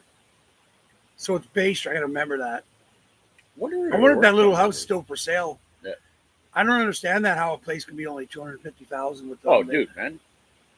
So, like I said, that one place I found out was between. And it was you could live there year round. That was the thing. There's no basement for it, but I mean, you could live there year round. That was a big concern for me. It was like, is it 4 seasons? The main thing. Like you sell a place for $250,000, it might be 3 seasons, but no, it's 4 seasons. Well, you'd have to have a foundation of sorts with crawl space, make sure everything can stay from being frozen, to make it a full 4 season, which is probably what it was. And those places are dime a dozen up here. I live in a 33-foot trailer in minus 30 weather. There's no problem to fix a place up properly if you know what you're doing. Oh, exactly. Pipe warmers, all the rest of it. You don't necessarily need all the extra stuff. So. No, but a lot of the stuff with mortgage companies and insurance and all that shit. Like if you bought a place up here at that time, at that moment, you wouldn't need a mortgage or nothing. But yeah, like with let's say if I wanted to get a mortgage or something, I'd have to, like, the place would have to have a foundation, be 4 season, fully livable all year round, for me to be able to actually attain a mortgage for it, right? Unless I came up with some astronomical amount. For me, it's going to be, it has to have a little chunk of property, because I got to be able to put the RV there. Yeah. Suppose you're around, so there needs to be room for visitor kind of thing. Yeah. With a van or a schoolie or an RV or whatever the hell. And then there were a couple vacant lots that I saw were deadly size up up near Red No, I Bay, wouldn't up want that to way, build. I would want see. I'm looking at the older places that nobody else wants. Yeah. Like the old school cottages, like from the 1950s. Yeah, Those places I love. Well, Like see, I don't need a modern place. Like you can keep your modern place. someone I was want the talking to old me. school 1950s Sears time, like when Sears still made Yeah. cottages. Sorry, I'm trying to remember who was talking to me about this, but it was Simpson. No, yeah, Sears, Simpson Sears, Sears. yeah. Sears Roebuck in the States, and it was Simpson Sears, but it was Simpson Sears cottages. Yeah. You could buy an entire cottage from Sears. for cheap Oh. too. But Well, I don't know about cheap in those days. oh no, cheap now Cheaper to compared what, to building one, probably. Oh yeah. So, But no, I'm trying to remember who was talking to me about this. The cottages up this way. Some people are letting them go because of the taxes, the property taxes. Like if you're coming up here only twice a year, it's not cost effective for some people to pay like well, the one thing, $5,800 for property taxes. the one fella at the grocery store, the little North Sauble grocery store, he was saying that what's been happening for years here is that the parents have the place, the cottage or whatever, Yeah. and then they die off, and then the kids inherit it. But then Yeah. the kids are like in Toronto or Vancouver or somewhere; they don't want anything to do with it, so it either sits empty and just dies because you can't leave a place sitting empty No. too long. I mean, like in my way, I mean, mice will take it over in a month. You leave it empty for, Yeah. you know, But well, it's not usually- quite that radical, but I mean, you get the idea. Yeah. But I mean, you have to be occupying for the place to maintain its stability and everything. The problem is, But- it's the people that inherit these properties. But the that kids don't see want the pro- them, so yeah, these that's what I'm places saying. are. Yeah. They end up staying vacant, or the I'm just township takes it over surprised. for the taxes. Like with a Because- view like that on Lake Huron, and place that's selling for $250,000, Oh, dude, I could drive all the way between here. and that was all their the way that back. was their asking price. Yeah. It wasn't even. I mean, I You never could even went as negotiate far a to say, little bit. "Listen, I'll give you 200." You know, I didn't even consider doing something like that. I just was trying to find out, like, and I thought for sure she was going to tell me like $2 million for that place. Yeah. It's a single floor, like I like too. It's like a single floor older school cottage in good shape. Yeah. Painted up nice, well looked after. The yard's well looked after and everything. Had the right size yard. But I mean, well, when we go up for a ride there, I'll show you the place. I mean, Yeah. Obviously it hasn't been, but they probably sold it by now.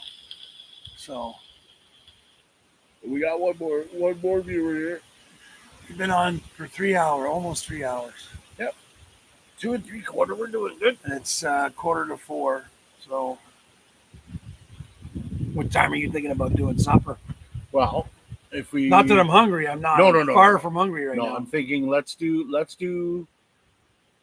the steaks up at about like 6:30. So we'll have to get going soon then to Foodland then.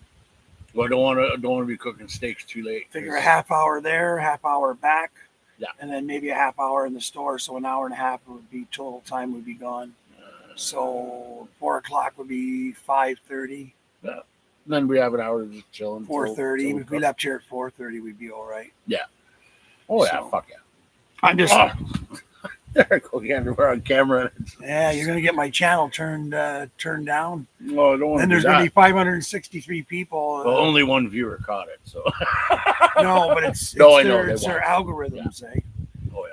Although, like I say, how the Trailer Park Boys can get away with it, but we can't, I don't understand. I don't get that. They must pay for it. They have to. No. But Their rules are supposed to be the same as everybody else's. So, I mean, I'm not. I sound like I'm talking against the Trailer Park Boys. Yeah. I mean, you know that they're literally my heroes. So, I'm gonna wait till that guy gets in there again. I'm gonna put the can on top and shake it. yeah, but then another one comes down, he can't get in. Yeah, but Oh, no, you're I gonna mean, shake it, to shake get, it, okay. Get him in the Gatorade. Show everybody how we're killing wasps. Look at this. See- Here he is, right here, the little prick. Now you know. See, he knows my plan. That's what it is. He's gonna stay over there. Get him high. Blow a bit of vape at him. But no, like back to the whole cottage thing though. A lot of the people that are inheriting them don't want to be bothered with coming up here, and when they do, they only come once or twice a year.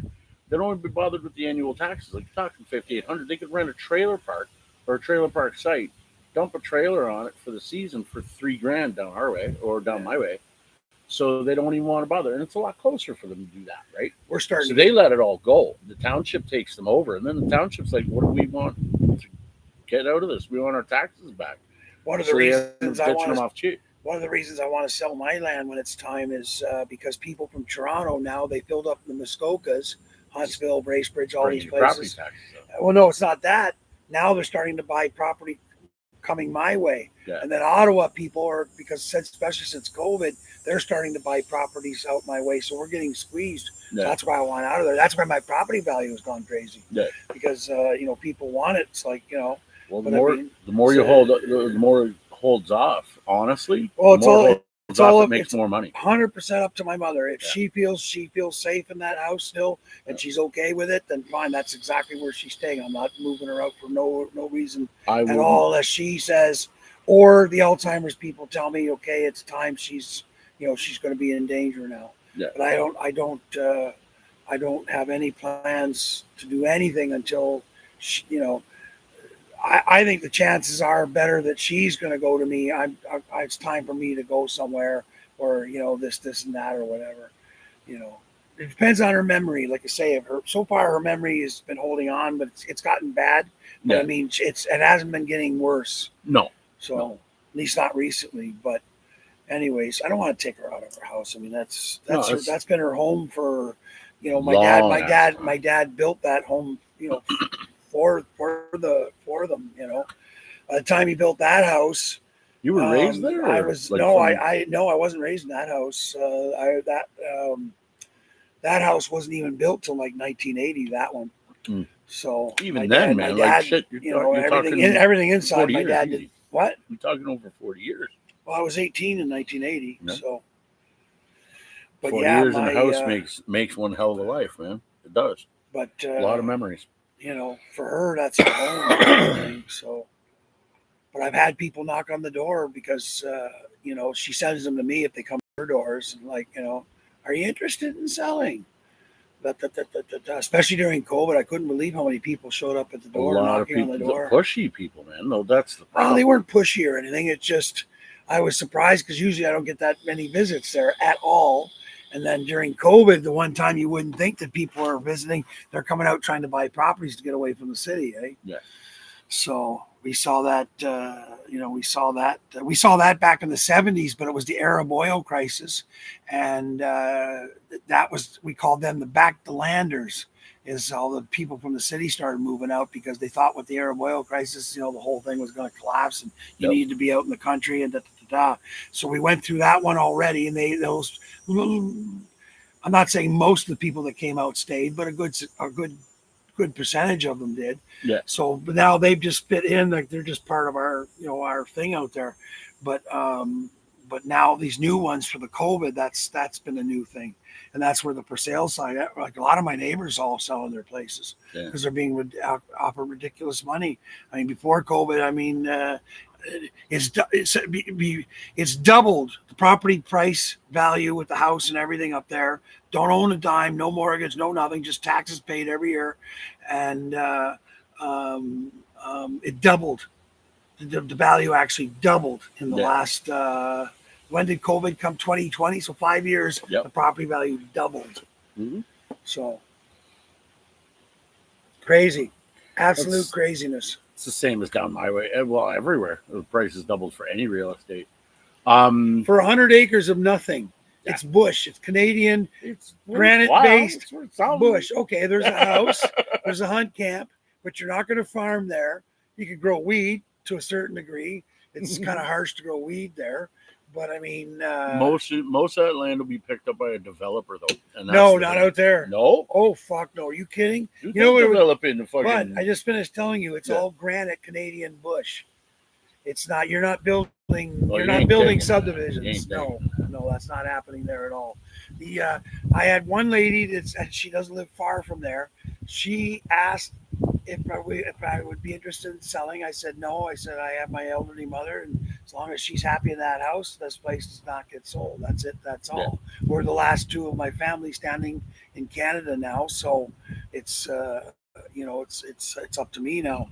But as long as she's happy there, she stays. Yep. But she wanted to make a naturist resort, not a nude colony, but she Nature. wanted, Yep. because I have like logging roads through the entire property that we built over the years, and plus Yep. ones that were there from the 1800s, and and there's still, oh, I forgot too, there's the one room cabin that's still standing, that's still in good shape. Yeah. Makes a great granny house for somebody that buys the place. But anyway, natural places, she wants to put little off-grid places so people come in, kind of like an Airbnb. Yeah. They come in, they walk around the forest and, you know, play hippie or whatever they're doing, and that's it. That's all. Oh, But, nature. I told her, I said, if it, I said, when you see the real estate ad pop up, you'll know that I've had to move my mom, and then it's, you know, you bring the cash and in a black briefcase, and I'll be even happier. No, I'm kidding about that, but I mean, actually, I'm only half kidding about that. No, it's Bring me gold, gold coins. Yep. Oh man. But no, you know, I just told her, I said it'll go up in the real estate, and whoever gives me whatever I'm supposed to get for it, that's it. And I know I won't be severing the property. No, I will not be staying, and I'll just be like, adios, good luck. Yep. Don't let don't let the black fly bite you. That's right. Oh shoot! I should pull those steaks out now so they're not frozen when I go to put them on the grill. Oh, they're frozen. Yeah, they're inside the fridge freezer, right? So I'm gonna shut this down for now. Yeah, probably kill it. Say goodbye to everybody. Well, there's only one person. See you later. We're shutting down. Have a good one. How do you shut down again now? Oh yeah, here. I think it's here. End stream, man. Yep.